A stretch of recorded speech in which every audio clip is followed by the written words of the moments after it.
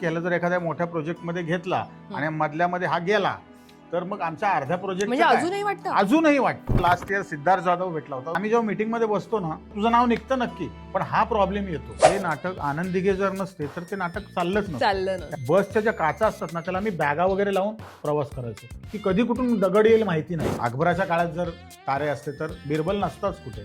ते असताना त्यांची किंमत लोकांनी एवढी नाही केली. न्यूजपेपर वाटायची सगळ्यांना. बापरे, बातम्यांवरनं स्किट असायची, लिखित काही नसायचं. मग तू असं भिडायचं म्हणजे काय, ते लोक येऊन फोडायचं पण ना. रंगा गोडबोलेंच्या घरी हल्ले झाले. मला ते रोमॅन्टिक सॉंग जमीच ना, तिला असं जवळ येणं वगैरे. त्यांनी काही कानमंत्र दिले मला, जे मी आता कॅमेरा समोर नाही सांगू शकत. एक ना एशियन पेंट्सची ऍड होती, फार मोठी ऍड होती. 1.5 महिन्याने मी ती ऍड टीव्हीला बघितली. तर रातोरात मला कळलं होतं की कपिल शर्माने त्याला रेकमेंड केलं होतं, ऐसा कर सकते क्या, आपको गलत फॅमिली हो गया है, अब ये फॅमिली देखो, अरे ये मस्त आहे. त्यांनी सचिनजींना विचारलं, म्हणजे वा अरे क्या जॉनी भाई, अरे रे मेरा नाही इसका आहे. त्यांनी बोलल्या काय, माझ्या मृत्यूच्या बातम्याच खूप ग्रुप्सवर पसरल्या होत्या की मी गेलोय म्हणून. ते फोटो 8-9 वर्षानंतर सुद्धा ते लोक लावतात. इंडस्ट्रीमध्ये मित्र कोणी कोणाचं नसतं. महेश मांजरेकरांचा तो इव्हेंट मध्ये मी होतो, त्यांचा मला आजपर्यंत कधी फोन नाही आला. आणि मला माहिती आहे की ह्याने माझी वाट लावली आहे, तेव्हा हेच म्हणतो की याचं चांगलं होऊ दे. माझी फार पूर्वीपासूनची इच्छा आहे अशोक सराफांसोबत मला एक नाटक, ज्याच्यामध्ये आम्ही दोघं मुख्य भूमिकेत असतो. मग मला त्या नाटकाचे कोणी पैसे नाही दिले तरी चालेल. नमस्कार, मी प्रणाली मोरे. थेट बोल विषय खोल या आपल्या अभिजात मराठी फिल्मीच्या प्लॅटफॉर्मवरच्या पॉडकास्टमध्ये आज विशेष व्यक्ती आपल्याला भेटायला येते. असं मी का म्हणते, कारण काही जण जे असतात ना, ज्यांची आपल्याला सातत्यानं सवय असते बघण्याची, टेलिव्हिजनवर म्हणा, सिनेमातनं म्हणा, आणि मग काही काळ ते आपल्याला जर दिसत नसले तर आपल्या मनात एक प्रश्न असतो प्रेक्षक म्हणून, अरे हा कलाकार कुठे गेला, अरे हा कलाकार सध्या काय करतोय. तर असाच आपल्या सगळ्यांचा लाडका फू बाय फू, कॉमेडी एक्सप्रेस आणि अर्थात नवरा माझा नवसामध्ये त्याने जे कॅरेक्टर केलं होतं त्यामुळे, आणि असे अनेक नाटकं त्याने केलेत, पहचान कौन आणि काय काय म्हणू, थंबनेलवरनं तुम्हाला कळलं असेल, विकास समुद्रे आपल्या भेटीला आलाय. आणि तो माझ्या मनातही हा प्रश्न होता, विकास सध्या काय करतोय.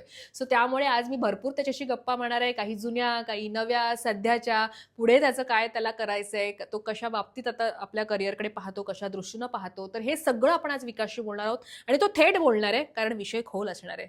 विकास, तुझं खूप खूप स्वागत. थँक्यू प्रणाली. आणि अभिजात मराठीचे सुद्धा मी आभार मानतो की त्यांनी मला इथे बोलवलं आणि प्रेक्षकांशी संवाद साधण्याची मला संधी दिली. खूप खूप धन्यवाद तुमचे. तर माझा पहिला प्रश्न असा असेल, जसं मी म्हटलं की इतकं आम्ही तुला टेलिव्हिजनवर पाहिले, त्यावेळेचा जो एक काळ होता की त्या ज्या सिरीज असायच्या ना, त्याच्यासाठी लोक रोज संध्याकाळी वाट पाहायची की बाबा फू बाय फू मध्ये आज हा कलाकार काय करणार आहे, किंवा कॉमेडी एक्सप्रेसमध्ये हा काय करणार आहे, याची उत्सुकता असायची. आणि त्या काळातला तू आहेस, त्यामुळे सातत्यानं माहिती असायचं की हा माणूस काय करतोय. आणि आत्ता हा प्रश्न पडतो ना की आत्ता विकास काय करतोय. तर मला सर्वप्रथम प्रेक्षकांना तू हे उत्तर द्यावंस, तू कशा दृष्टीनं आता तुझ्या करिअरकडे पाहतोयस या क्षणाला, तू सध्या काय करतोयस, तू आम्हाला दिसत का नाहीयेस. मी सध्या दिसत का नाहीये याची खूप वेगवेगळी कारणं आहेत. आयुष्यात बऱ्याच गोष्टी घडल्या आणि बऱ्याच लोकांना त्या गोष्टी माहिती आहेत, काही लोकांना माहिती नाही आहेत. आणि तुझ्यासारखाच प्रश्न त्यांना पडतो की हा माणूस गेले जवळजवळ नाही म्हणशील तरी 8-9 वर्ष टेलिव्हिजनवर का नाही आहे. तर आयुष्यात बऱ्याच गोष्टी घडल्या. 2018मध्ये माझं ब्रेन हेमरेज झालं होतं आणि त्यातून मी फारच चमत्कारिकरित्या वाचलेलो आहे. आणि मग त्यानंतर एक स्ट्रिक्टली आराम करण्याचा एक काळ होता. त्यानंतर मग लॉकडाऊन लागलं, तर मुलगा लहान होता आणि मी घरी असल्यामुळे बायकोने संपूर्ण कुटुंबाची जबाबदारी सांभाळली होती. मग मुलांना सांभाळणं हा एक भाग होता. स्वतःला सांभाळून पुन्हा मुलांना सांभाळणं.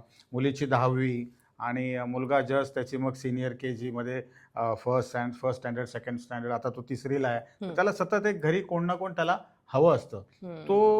तर ती जी जबाबदारी आहे ती संपूर्णपणे मी पेलली आहे. आता भले मी ॲक्टर म्हणून काही वर्ष लोकांना दिसत नसेन, पण देवाने जो लेखणीचा हात दिला आहे त्यामुळे मी काही ना काही लिहित असतो आणि त्या अनुषंगाने मी प्रेक्षकांशी कनेक्टेड असतो. अगदी मी झी मराठीला सुद्धा गेल्या वर्षी ड्रामा ज्युनियर नावाची एक लहान मुलांची मालिका लिहिली होती. म्हणजे सॉर्ट ऑफ फू बाय फूच होतं ते. आणि मी बरेच 4-5 महिने त्या याच्याशी कनेक्टेड होतो. मग तालमीला जाण्याचा योग आला, शूटला जाण्याचा योग आला. आणि मग लॉकडाऊनमध्ये सुद्धा स्टार प्रवाहाची कॉमेडी बिमेडी नावाची एक मालिका होती. त्यात मी लेखन आणि दिग्दर्शन अशी दुहेरी भूमिका मी तिकडे सांभाळली होती. त्यामुळे मी फार लांब नाही आहे त्या सगळ्या प्रोजेक्ट्सपासून. फक्त ॲज अन ॲक्टर मी अजून लोकांसमोर आलेलो नाही आहे. पण येत्या काळामध्ये मी लवकरच जशा जशा माझ्या घरच्या जबाबदाऱ्या कमी होत जातील तसं मी प्रेक्षकांसमोर पुन्हा एकदा त्यांना खळखळून हसवायला पुन्हा येणार आहे. पण मला तुला एक विचारायचं आहे, आपण जेव्हा एक गॅप घेतो ना कामासाठी आणि पुन्हा नव्याने येतो, तेव्हा काय अडचणी येतात, काय संघर्ष असतो, लोक तुमच्याकडे कशा पद्धतीनं बघतात, ते मला तुझ्याकडनं खास जाणून घ्यायचंय. कारण हे खूप वेळा बऱ्याच कलाकारांना ह्याला सामोरं जावं लागतं. नाही, कसं असतं जो तुम्ही दिखता है वो बिकता है. हो हो, अगदी अगदी अगदी अगदी. म्हणजे कशाला खोटं सांगू तुला, पूर्वी दहीहंडीच्या सुपाऱ्या यायच्या, आता त्याही बंद झाल्यात, कळलं का? म्हणजे दहीहंडीला मी दिवसाला जवळजवळ 8 ते 10 ठिकाणी जायचो, वेगवेगळ्या ठिकाणी तू जायचो. असायचास. हा, मी असायचोच तुला की. पाहिलेलं हा, आहे. आणि हार्डली आत्ता कोण बोलवतो, मित्र आहे कोणतरी येणार आहे, एवढेच मिळतील चालेल का?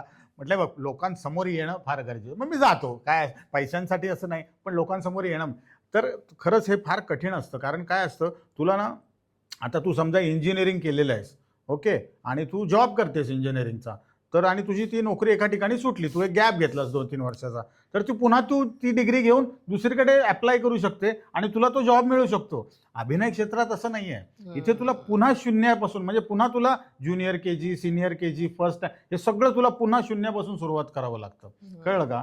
आणि माझा गॅप घेण्याचं जे कारण आहे ते फारच सिरियस होतं, कारण माझं ब्रेन हॅमरेजच झालं होतं. मग काही लोकांना वाटतं की ह्याला जर एखाद्या मोठ्या प्रोजेक्टमध्ये घेतला आणि मधल्यामध्ये हा गेला, तर मग आमच्या अर्ध्या प्रोजेक्ट म्हणजे अजूनही वाटतं. म्हणजे मी तुला खोटं नाही सांगत, मला लास्ट इयर सिद्धार्थ जाधव भेटला होता. हो, मला बोलला, विक्या तुला कमबॅक करायला खूप वर्ष लागणार आहेत, कारण आम्ही जेव्हा मीटिंगमध्ये बसतो ना सिनेमाच्या एखाद्या, तर तुझं नाव निघतं नक्की, पण हा प्रॉब्लेम येतो की हा जर मधल्यामध्ये गेला तर काय. याचं कारण सो सिम्पल की ना, एकतर जेव्हा हे ऑपरेशन झालं होतं तेव्हा माझ्या मृत्यूच्या बातम्याच खूप ग्रुप्सवर पसरल्या होत्या की मी गेलोय म्हणून. मग माझ्या घरच्यांना पण फोन यायचे आणि त्यातून मी चमत्कारिकरित्या वाचलो. मी बोललो मागे कोणाला तरी की त्या सेम डेला 3 पेशंट्स होते ब्रेन हॅमरेजचे, पण ते 2 दगावले आणि मी जगलो. असं सगळं देवतारी त्याला कोण मारी, कळलं का? आणि खरंच तू म्हणालीस तसं फार कठीण असतं, पण एक आहे की अगदी लोकांना माझा काही विसर पडलेला नाहीये. बरोबर. कळलं, लोक आजही भेटतात, ओळखतात. अगदी जे जेनझी आहेत आत्ताचे, जे टीनेजर्स आहेत, ते नाही ओळखत ऑब्व्हियसली, कारण हा काळ त्यांचा जो आहे तो हास्य जत्रेचा काळ आहे आणि हास्य जत्रेत मी कधी जे दिसलेलो नाहीये त्यांना, कळलं का? सो त्यांचे जे वडील आहेत, त्यांचे जे मोठे भाऊ आहेत, त्यांच्या आया आहेत, हे लोक आम्हाला अजूनही ओळखतात आणि त्याचा आम्हाला सार्थ अभिमान आहे की काहीतरी चांगलं काम यापूर्वी केल्यामुळेच लोक आजपर्यंत ओळखतात. तू आता ब्रेन हॅमरेज असं बोलतोय सारखं, मला आठवतंय मी तेव्हा जसं म्हटलं तसं की पत्रकारिता आम्ही करत होतो आणि तुझी बातमी आली. लिटरली आम्ही क्रॉस चेक केलं की बाबा तू जसं म्हणतोस की मृत्यूच्या बातम्या पसरल्या, म्हणलं नाही बाबा, ही बातमी अशी नको, आपण क्रॉस चेक करूया, कारण काही बातम्या पसरल्या जातात. तुमच्यापर्यंत अशीच बातमी आलेली? हा, पण ते क्रॉस चेक झालं, मग इंडस्ट्री मग त्या बातम्या व्हेरीफाय करून आपण चालवल्या की विकासला असं होते. पण मला तुला एक मुद्दा, मी तुला फोनवर पण बोलले, मागे बातम्या अशा होत्या की हे झालं कारण खूप दारू प्यायचा, की अशी एक निगेटिव्ह बातमी पसरलेली. पण तसं खरं नव्हतं. अनेक जणांनी सांगितलं नाही नाही, हे मेंटली त्याला त्रास होत होता बरेच दिवस, त्याचं डोकं दुखत होतं, त्याने थोडं दुर्लक्ष केलं आणि मग हे सगळं झालं. यावर तुला आज काय म्हणायचं की कारण हे जे निगेटिव्ह अफवा पसरल्या जातात, मला हसू येतं या गोष्टीवरती, कारण जे मेडिकल फील्डमध्ये आहेत किंवा नॉर्मली ज्यांना मेडिकल कळतं की अल्कोहोलचा आणि ब्रेन हॅमरेजचा लांब लांबपर्यंत काहीच संबंध येत नाही. बरं, त्या काळात मी अल्कोहोल केव्हाच सोडली होती, तेव्हा मी प्यायचो, पण तो एक मधला छोटासा काळ होता, त्यावर आपण बोलू नंतर. पण अल्कोहोलचा काही प्रश्नच येत नव्हता. आणि डॉक्टर्सना सुद्धा शेवटपर्यंत कळलं नाही की क्लॉट्स झाले कशामुळे. फक्त झालं काय होतं की माझं डोकं प्रचंड दुखायचं आणि मी घरी सांगायचो नाही. तेव्हा तू काय काम, कुठे काय, माझं काही ना काही फिल्म चालू होती, माझी शिवाजी लोटन पाटलांची एक फिल्म चालू होती, माझं एक नाटक सुद्धा मला वाटतं चालू होतं आणि लिखाण छोटं मोठं माझं चालू असायचं. अगदी काय मी घरी बसून होतो, कामं बऱ्यापैकी चालू होती तेव्हा. आणि मग मी ना गोळ्या घ्यायचो न सांगता, घरात 8-8, 10-10 गोळ्या घ्यायचो मी. आणि मग 8 दिवसानंतर मग मी अचानक एक दिवस कोलॅप्स झालो आणि मग मला हॉस्पिटलमध्ये ऍडमिट केलं. संडेचा दिवस होता, तरी सुद्धा ठाण्यातले एक सर्जन डॉक्टर सत्यनारायण शेनॉय हे अवेलेबल झाले आणि त्यांनी माझा जीव वाचवला. आणि ती पण एक स्टोरीच आहे, म्हणजे तुला वाचवण्याची. तुझं काहीतरी बातमी आलेली छापून आणि ते डॉक्टर म्हणाले माझं नाव कसं काय न्यूजपेपर मध्ये आलं. डॉक्टर सत्यनारायण शेनॉय आले ठाण्यावरून मीरा रोडला, त्यांनी मला वाचवलं. ठीक आहे, काही दिवसांनी ते पेपरमध्ये ते पेपर वाचत होते, तर त्यांचं नाव आलं पेपरमध्ये की माझी बातमी होती. तर मग त्यांनी स्टाफला बोलले, कौन है आदमी, मैंने इसको ऑपरेशन किया, ये है कौन, मेरा नाम इतने साल आया नहीं, 35 साल मैंने डॉक्टरी की है, मेरा नाम कभी आया नहीं, कौन है. मग तो मराठी स्टाफ होता, त्यांनी सांगितलं की अरे हे मराठीतले मोठे कलाकार आहेत आणि त्यांचं तुम्ही ऑपरेशन केलं. तड़क मला ते भेटायला आले ओरडत, अरे भाई क्या कौन चीज़ है तुम, मेरा नाम तुमने पहली बार मेरा पेपर में आया, मैं इतना 70 साल का बुड्ढा हो गया ओपी, मला थँक्यू बोलायला लागले ते. म्हटलं अहो डॉक्टर मी तुम्हाला थँक्यू म्हणायला पाहिजे, माझ्या कुटुंबासाठी तुम्ही मला सर्व्हायवल दिलं, अजून काय पाहिजे. सो मग तेव्हापासून जी आमची फ्रेंडशिप झाली ना ती आतापर्यंत आमचा तो बॉन्ड आहे असं, आणि खूप छान बॉन्डिंग झालं आहे आमचं सध्या तरी. आणि खरंच तो एक चमत्कारच होता म्हणाल, परमेश्वराचे खूपच मी आभार मानतो मी त्यासाठी. मला असं वाटतं आता विकास तू तुझं एक फोटो सेशन करून घ्यायला हवं, का माहितीये? फरक खूप पडलाय तेव्हा. नाही, फरक कारण आजही हॉस्पिटल मधले फोटो तुझी हा बात ना नसली यार, की दिसतात. काय त्या छोट्या हे छोट्या तू ज्या बोल आधी. फेसबुकला वेबसाईट येतात ना ते मला का वाढदिवसाला विश करतात असं मला होतं. अरे तुम्ही नका करू विश मला, माझा बर्थडे मी असाही सेलिब्रेट करणार आहे चांगला. फेसबुकला मोठे मोठे हॅपी बर्थडे टू विकास, आणि मग फोटो कुठले देणार, भक्तिवेदांत हॉस्पिटलमधले. जेव्हा मला अर्ध बँडेज बांधलं होतं, फार मी हॉस्पिटलच्या ड्रेसमध्ये, फार माझा चेहरा असा झालेला, ते फोटो 8-9 वर्षानंतर सुद्धा ते लोक लावतात. होतं काय त्याच्यामुळे, लोकांना वाटतं की हा अजून असाच आहे, म्हणजे असं बँडेज सुद्धा उतरलं नाही असं लोकांचं असं ते फोटो देतात ते दरवेळेला.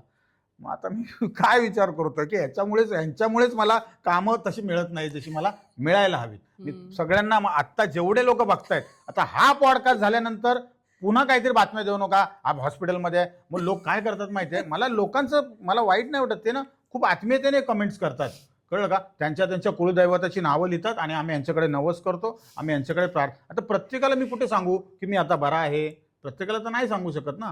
अगदीच कोणाच्या 1-2 कमेंट्स ज्या फार मला हे वाटले तर मी त्यांना कमेंट करून सांगतो की मी आता बरा आहे आणि सगळं काही व्यवस्थित आहे आणि मी आता छोटी मोठी कामं करायला सुरुवात केलेली आहे. उलट आता मी म्हणेन तू आता हट्टाकट्टा आहेस, कारण आधीचा विकास जर आपण बघितलं तर तो असा दुबळा हो. पतला असा तू होतास हा. आणि त्या पद्धतीनेच तू प्रेझेंट Exactly. व्हायचास, आणि म्हणून तुझी देहबोली खूप कॉमेडी त्या ह्याच्यातनं व्हायचं क्रिएट. नाही, कॉमेडी काय कुठे रक्तातून कोणाच्या जात नाही, कळलं का. ते देह तुझा कसाही होऊ दे, कळलं का. तो देहात आहे, ते रक्तात आहे, कॉमेडी शेवटपर्यंत राहणारच आहे, त्यामुळे that is not an issue.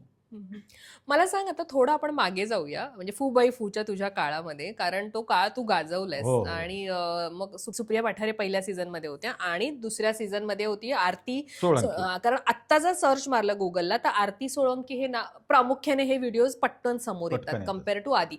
पण मला तुझं इक्वेशन जाणून घ्यायचंय आपल्या सुप्रियाताईंसोबतचं, की ते कसं इक्वेशन होतं स्टेजवरचे, तुम्ही जे लाईव्ह स्किट करायचं त्याच्यामधली गंमत काय असायची, त्याच्यामध्ये ते दिवस कसे होते? बापरे. मुळात मी आधी एक रियालिटी शो करून झालो होतो, मला त्याची सवय होती. घडले बिघडले त्याचं नाव हो, होतं, हो. अल्फा मराठीला. येस. सो श्रीरंग गोडबोलेंची ती मालिका होती, खूप दिग्गज लोक होते त्याच्यात. सतीश तारे, विजय कदम, विजय मिश्रा, आनंद इंगळे, वैभव मांगले, मुक्ता बर्वे, रसिका जोशी, असे खूप दिग्गज, म्हणजे आमच्यासाठी तेव्हाचे ते सगळे दिग्गजच होते. आणि न्यूजपेपर वाटायची सगळ्यांना, आणि ही न्यूज करायची आज आपण, स्क्रिप्ट वगैरे काही हे नसायचं. मला जाणून घ्यायचंय, कारण हा. हे तू बोललास कुठेतरी आणि हा. मी म्हणलं बापरे, बातम्यांवरनं तुम्ही script- बातम्यांवरनं स्किट असायची, लिखित काही नसायचं. मग तू त्यामुळे ते असं भिडायचं. हा, भिडायचं ते डायरेक्ट, कारण डायरेक्ट न्यूज असायची ना. भिडायचं म्हणजे काय, ते लोक येऊन फोडायचं पण ना. 1-2 वेळा फोडलेला आहे, स्टुडिओ येऊन फोडलाय, रंगा गोडबोलेंच्या घरी हल्ले झाले काय त्याचे. बोलतो? हा, कारण आजची न्यूज जी आहे ना, आता एखादा, मी नाव घेत नाही, एखादा पॉलिटिशियन आहे, त्या पॉलिटिशियन सारखा उपयोग दिसणारा एखादा कलाकार पकडायचा, त्याच्यावरची ती न्यूज करायची, त्याला थोडं कॉमेडी प्रेझेंट करायचं आणि थोडं सरकॅझम असायचंच ऑब्व्हियसली श्रीरंग गोडबोलेंचं असल्यामुळे. त्यामुळे तो एक माझ्याकडे एक बॅकग्राऊंड होता चांगला. आणि मग त्याच्यानंतर फू बाय फू ऑलरेडी चालू झालेलं, मला माहीत नव्हतं. I was not a fresher over there. हां, तर मला तिथून मग बोलवणं आलं की असं असं आहे आणि तुला वाईल्ड कार्ड एंट्री करायची आहे. आणि दॅट वॉज काय म्हणतात त्याला, कॉम्पिटिशन होती ती. त्यामुळे ऑलरेडी सगळे वैतागलेले की वाईल्ड कार्ड आलेलं की कोणाला आवडत नसतं, बरोबर. कोणताही शो असू दे, बिग बॉस पण घ्या किंवा कुठलाही घ्या, कारण मागून कानामागून आली आणि तिखट झाली, तिखट असं होऊ झाली. शकतं होऊ तर शकतं. प्रत्येक वेळेला. तर आणि मग मला पार्टनर निवडायचा होता, तर मग तिकडे 2 मुली होत्या. ती मुभा होती. हो हो, मला नव्हती, त्यांना होती. 2 आर्टिस्ट होत्या, एक सुप्रिया पठारे होती आणि आपली ती गुप्ते, मला तिचं नाव आता लोकेश गुप्तेची बायको चैत्राली. चैत्राली गुप्ते, ह्या दोघी होत्या. तर मग त्यांना मुभा दिली की तुम्ही निवडा, तुम्ही विकास कोणाला पाहिजे. मग सुप्रिया म्हणते मला पाहिजे, ती म्हणते मला पाहिजे, कारण माझा तसा कॉमेडीचा इतिहास तसा बरा होता. सो मग त्याच्यामध्ये सुप्रिया जिंकली. आणि मग पहिलं स्किट आम्ही मग आगरी स्किट केलं, जे तुफान चाललं आणि त्याच्यावर बराच TRP खेचला त्या एपिसोडने. आणि मग तेव्हापासून आमची ती जोडी फिक्स झाली आणि मग शेवटपर्यंत आम्ही ते बॅटिंग करत राहिलो. आणि मग तेव्हा मी लेखक वगैरे काही नव्हतो. मग राकेश सारंग आहेत ना, हे प्रचंड हुशार आहेत, कारण मी जे बोलायचो ना मध्ये मध्ये, म्हणजे माझे काय सवय हजरजबाबीपणा पहिल्यापासून होता. आणि त्याच्यामुळे जे पंचेस आहे, विकास म्हणायचे ते पंचेस आहेत ना विकास, हेच गोळा करायचं असतं आणि याची स्क्रिप्ट तयार होते. म्हटलं सर मला सवय नाही, मी थोडी लेखक आहे. म्हटलं अरे काही नसतं, लेखक म्हणजे जे तुझ्या मनात आहे जे कागदावर उतरवतात त्यालाच लेखक असं म्हणतात. ठीक आहे. मग त्यांनी मला एक स्क्रिप्ट लिहायला दिली. मग ती स्क्रिप्ट प्रचंड गाजली. बरं ती स्क्रिप्ट काय फार फेमस नव्हती, पण त्यांनी काय केलं, मागच्या दारातून येऊन स्वप्नील जोशीला 1000 रुपये दे आणि लिखाणासाठी विकासच्या लिखाणासाठी असं अनाऊन्स कर. हे मला नंतर कळलं. तर स्वप्नील जोशी विकास समुद्रेंच्या लिखाणासाठी 1000 रुपये असं त्यांनी मला नंतर मला कळलं की मला मोटिवेट करण्यासाठी ते हे सगळं करत म्हणजे होते. हे पण करायचे हो तेव्हा हो लोकं. हो हो. आणि मग मी खरंच मोटिवेट व्हायचो आणि मी झालो सुद्धा. आणि त्याच्यामुळे मला एक लिखाणाची एक मला कळलं की गणित काय असतं. 10 मिनिटाच्या स्किटचं कसं करायचं, अर्ध्या तासाचं कसं करायचं, जर 2 तासाचा अख्खा इव्हेंट लिहायचा असेल तर काय करायचं, नाटकाचं लिखाण काय असतं, सिनेमाचं लिखाण काय असतं. हे कालांतराने हळूहळू जसं जसं लोक माझ्या आयुष्यात येत गेली तसं तसं मी ते कालांतराने त्या गोष्टी शिकत गेलो. पण सुप्रिया पाठारे बरोबरचा जो सीझन आहे तो धमाल होता. आणि खूपच आम्ही त्यामुळे एकतर सुप्रिया पाठारे फक्त नाटकांमध्ये होती तेव्हा, किंवा सिरियल फिल्म्स असं तिने काही केलं नव्हतं. तर पॉप्युलॅरिटी तिला तशी काही माहिती नव्हती. ओके. सो तिने सुद्धा मला प्रचंड उत्तम साथ दिली. बरं माझा एकही शब्द ती पडू द्यायची नाही. मी जे सांगेन तसंच्या तसं ती करायची. कधीच बोलली नाही की मी तुला सिनियर, कारण खरं तर ती सिनियर आहे मला, मी तुला सिनियर आहे नाही तू माझा ऐका, असं कधीच नाही बोलली. तिने माझ्यावर प्रचंड विश्वास टाकला आणि त्यामुळे आमचं प्रत्येक स्किट हे वाजतच गेलं आणि आम्ही तो सीझन धमाल करून टाकला. पण मला आता मी जसं म्हटलं तसं की तुमच्या दोघांचे तर दणकेबाजच तुम्ही करायचं ते स्किट आणि हे सगळं. पण असं काही होतं का रे, तुम्ही जेव्हा दुसऱ्यांचं एखादं बघायचं परफॉर्मन्स, त्यावेळेला जे इतर जोड्या होत्या त्यांचे परफॉर्मन्स बघितल्यावर ते असतं ना, अरे ह्याचा छान झाला आज, याचा पडला, असं तुमच्यात गप्पा व्हायच्या, रंगायच्या त्यावेळेला? नाही नाही सांगतो ऐक ना, काय गंमत व्हायची. मी म्हणजे आपलं फुलंचं कॅरेक्टर कोण होतं ते, तो सगळ्यांच्या कामी येतो तो, पुलंचं? हा व्यक्ती आणि वल्लीमधलं नारायण. नारायण जो सगळ्यांची हेल्प करत असतो ना, तर मी सुप्रिया पाठारेला मी तिचं तो एक हे असायचं, अरे विकास आपण कंटेस्टंट आहोत, तू माझ्या रूम मध्ये ये. मी भलत्यांच्याच रूम मध्ये असायचो, त्याला पंच दे, त्याला पंच दे, त्याला पंच दे, असं माझं सगळ्यांच्या रूम मध्ये मी फिरतीवरती असायचो. आणि राकेश सर मला खरंच काय बोलायचे नाही, म्हणजे मला ओरडायचे नाही, अरे तू तुझं बघ ना, असं कधीच नाही बोलले. कारण त्यांना माहिती अल्टिमेटली हा त्यांच्या कार्यक्रमाला फायदा होणारी ही गोष्ट होती. आणि मी माझं स्किट तर पडू देणारच नाही. फक्त एवढंच असायचं की मी सुप्रियाला कधी जास्त वेळ नाही द्यायचो, कारण तिची पण ग्रास्पिंग पॉवर भन्नाट होती. आम्ही खूप कमी वेळ तालीम करायचो, पण जे करायचो ते करेक्ट करायचो. त्यामुळे तू जे म्हणतेस की याचं स्किट, उलट मला आवडायचं, एखाद्याचं स्किट वर आलं ना तर मला ते आवडायचं, कारण ती फिलिंग कधी तेव्हाही नव्हती आणि आजही नव्हती. कळलं का? किंवा छक्के पंजे करणं किंवा याचं स्किट पडावं ही इच्छा मनात येणं, हे तेव्हाही कधी नव्हतं आणि आजही नव्हतं. काही लोकांनी त्या गोष्टी अवलंबल्या, माझ्या जोडीचे जे लोक आहेत त्यांनी त्या अवलंबल्या आणि ते त्याच्यात यशस्वी पण झाले. पण काय असतं ना, तुम्ही एखादी चांगली गोष्ट करायला जाता आणि तुमच्या मागून जर तुमचं कोणी वाईट करत असेल ना, तर देव ते सगळं बघत असतो. कळलं? त्या डिरेक्टरपेक्षा मोठा डिरेक्टर तो वरती बसलेला आहे. कळलं? नाहीतर मला जगण्याचं काही कारण नव्हतं. प्रणाली 3 बेडवर होते, 3 ब्रेन हॅमरेजवाले, मी एकटा का जगलो? तर माझ्या काही चांगल्या गोष्टी मी माझ्या आयुष्यात केल्यात ना निस्वार्थीपणे, त्या मला पुढे उपयोगी पडल्या. कळलं का? त्यामुळे ते कधीच नाही आलं की याचं स्किट पडावं, त्याचं स्किट पडावं. मला प्रत्येकाचं स्किट वाजावं असंच वाटायचं. कळलं का? कारण शेवटी बघ रियालिटी शो आहे आणि त्याच्यामध्ये तुम्हाला ऑलरेडी माहिती असतं की जिंकणार कोण आहे. अल्टिमेटली हे सगळ्यांना प्रत्येक रियालिटी शो मध्ये माहिती असतं. कळलं का? भले प्रेक्षकांना हे लोक काही फसवतील, तुम्ही वोट पाठवा, ह्याला वोटिंग कमी पडली, त्याला वोटिंग कमी पडली, असं काही नसतं. सेकंड सीझनला तर आरती सोळंकी आणि माझी जोडी होती, वाशीला का कुठल्या तरी ऑडिटोरियममध्ये होती, मोठ्या ऑडिटोरियममध्ये होती. आणि नेक्स्ट डे मला जायचं होतं दुबईला महेश मांजरेकरांचा शोसाठी, मिक्टा अवॉर्डसाठी. तर मी आरती आपली जिन्यावर बसून, विकास दादा काय होईल आपला विकास, म्हटलं काही होणार नाही, 5वा नंबर आहे आपला, 5 फायनलिस्ट आहेत ना, आपण 5वे आहोत. का रे असं बोलतो? म्हटलं तू बघ, म्हटलं अजून आपली प्रॉपर्टी आलेली नाही आहे, कळलं का तुला? बाकी ज्यांची आल्या ना, आपली का नाही आली अजून? तर मी त्या फिनालेला हम आपके कौन आम्ही करत होतो पॅरडी. म्हणजे मी सलमान खान, आगरी सलमान खान, आणि ती दुबली पतली माधुरी दीक्षित आगरी. कळलं का? मी एक डायलॉग पण होता त्याच्या, ती उघडी पाठेवर सेम ब्लाऊज तिने शिवलं होतं आणि आरती सोळंकीची पाठ. मी डायलॉग ज्या असले पाठ आहे का पठार आहे अक्का, त्याच्यावर पण मोठं हे झालं होतं. तर त्या पिक्चरमध्ये सलमान खानकडे मेंडोलिन ते इन्स्ट्रुमेंट आहे. तर मी प्रोडक्शनवाल्यांना सांगितलं की मला एक मेंडोलिन आणून द्या, सलमान खान करतोय मी याच्यामध्ये. तर मग झालं. तर 1 तास आता रन थ्रू करायचे, ग्रँड रिहर्सल रन थ्रू. आणि त्याने मला काय आणून दिलं माहिती आहे? मेंडोलिनच्या ऐवजी पेंडुलम क्लॉक आणून दिलं मला त्याला. हा. म्हटलं आता हे कुठे वाजवू मी, बॅकस्टेजला वाजवू का कॅमेरा समोर वाजवू? मेंडोलिनच्या ऐवजी त्याने पेंडुलम क्लॉक आणून दिलं. म्हटलं सर हे बघा काय तूच लिहून दिलं नसेल बरोबर. म्हटलं तो पळत पळत गेला, त्याला मी काय सांगू, काय लिहून द्यायच्या गोष्टी आहेत का? मेंडोलिन कुठे, पेंडुलम क्लॉक कुठे? म्हटलं आता काय करू सर, हेच वाजवू का? नको नको. सरांनी मग छोटी खेळण्यातली गिटार असते ना, ती मला कुठून तरी मागवून दिली आणि मग असं केलं. आणि मग माझं ठरल्याप्रमाणे 5वा नंबर आमचा तेव्हा आला. त्यामुळे त्रास नाही करून घेतला, कारण आम्हाला ऑलरेडी माहिती असतं, प्रत्येक कंटेस्टंटला माहिती असतं की कोण जिंकणार. So that is it. कधीच नाही त्रास. आणि ते इक्वेशन अजून तसंच सुरू आहे. अजूनही तसंच सुरू तसंच आहे, आहे. अजूनही तसंच सुरू. काही आठवडे आधीच ठरलेलं असतं सगळं. नाहीतर मला सांग ना तू, आता ऑडिटोरियम मध्ये फिनाले आहे, वोटिंग शेवटचा एक तास वोट करा सगळं चालू असतं. मग सगळे परफॉर्मन्सेस संपतात.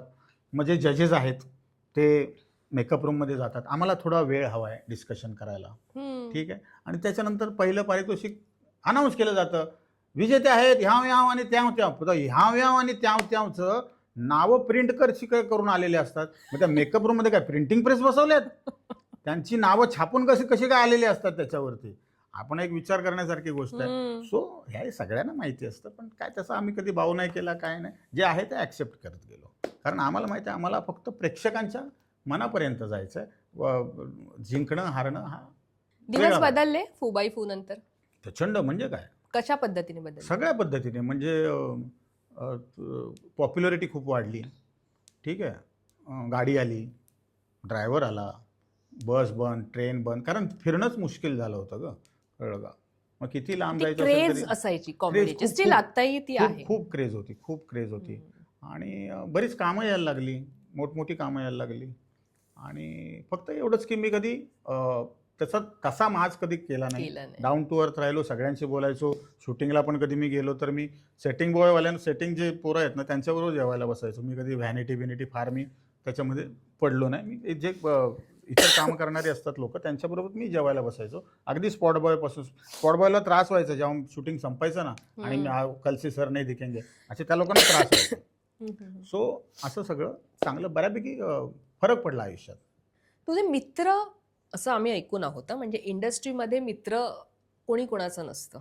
काम संपलं, जसं रात गई बात गई, तसं तुमचं तिथलं काम संपलं की तुमची मैत्री तिथेच संपते. नंतर कोणी तुम्हाला कॉल करत नाही, काय विकास कसा आहेस, बरा आहेस ना वगैरे. तुझ्या बाबतीत तो अनुभव कसा आहे? हो, ऑब्व्हियसली तसा जो सगळ्यांच्या बाबतीत असतो तोच माझ्या बाबतीत आहे. बट कसं असतं, आता किती जण कॉन्टॅक्टमध्ये आहेत, तेव्हा कसे होते सवंगडी सगळे? नाही बघ कसं असतं ना, तर तू एखाद्या प्रोजेक्टमध्ये सांग, तो खूप काळ एकत्र आहात तुम्ही. आता एक नाटक आहे आणि त्याचे खूप प्रयोग आहेत, महिन्याला 20 प्रयोग 25 प्रयोग, आणि काही वर्षे नाटक चालतं, बरोबर. सो तुम्ही कनेक्टेड असतातच एकमेकाशी, भेटी गाठी वगैरे सगळं चालू असतं. कालांतराने ते नाटक बंद होतं, तुम्ही वेगळ्या कामाला लागतात, ते वेगळ्या कामाला लागतात, तुमचे टच कमी होतात. ओके. तुम्ही एखादी मालिका करताय, ती मालिका काही वर्ष चालते, तो तुमचं रोजचं येणं जाणं, त्या मालिकेनिमित्त तुम्ही काही इव्हेंट्सला भेटत असता, किंवा तुम्ही एकत्र इव्हेंट्स ते करत असता, बरोबर. किंवा त्या मालिकांमधलेच काही लोक एका पिक्चरमध्ये असतात, त्यामुळे तुमचे कनेक्शन्स चालू असतात, कुठे ना कुठे भेटी गाठी चालू असतात. पण अगदी जेव्हा तुम्ही लांब पडता ना, तेव्हा खरा माणूस कोण आहे ते कळतो. म्हणजे फोन नाही, आपण फोन केला तर उचलायचा नाही, का तर ह्याचं काही चालू नाही, ह्याच्यापासून मला काही फायदा नाही, असे नाहीचा जो काही पाडा असतो ना बॉस, तो मी आयुष्यामध्ये खूप झेललेला आहे. पण मी एवढं पण सांगतो की माझ्या कठीण काळामध्ये खूप लोक उभी राहिली. मी अजिबात कुणावर नाराज नाही ना, मी आयुष्यावर नाराज आहे ना, माझ्या आयुष्यात आलेले जे लोक आहेत मी त्यांच्यावर नाराज आहे. ते लोक माझ्या कठीण काळामध्ये सगळे उभे राहिले, माझ्या पाठीशी उभे राहिले, माझ्या बायकोच्या पाठीशी उभे राहिले, कळलं का. आणि मला मॉरली सपोर्ट खूप मला केला लोकांनी.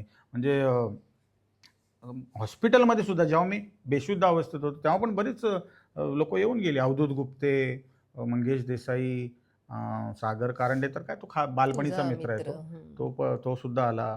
आणि बरीच मंडळी येऊन गेली. हे मला नंतर कळलं बायकोकडून, की हे लोक येऊन तुला भेटून गेले. आणि खूप लोकांनी फंड रेझिंग केलं माझ्या नकळत सुद्धा. प्रशांत दामले आहेत, अंकुश चौधरी आहेत, पॉलिटिकली एकनाथ शिंदेंनी खूप हेल्प केली मला त्या काळामध्ये.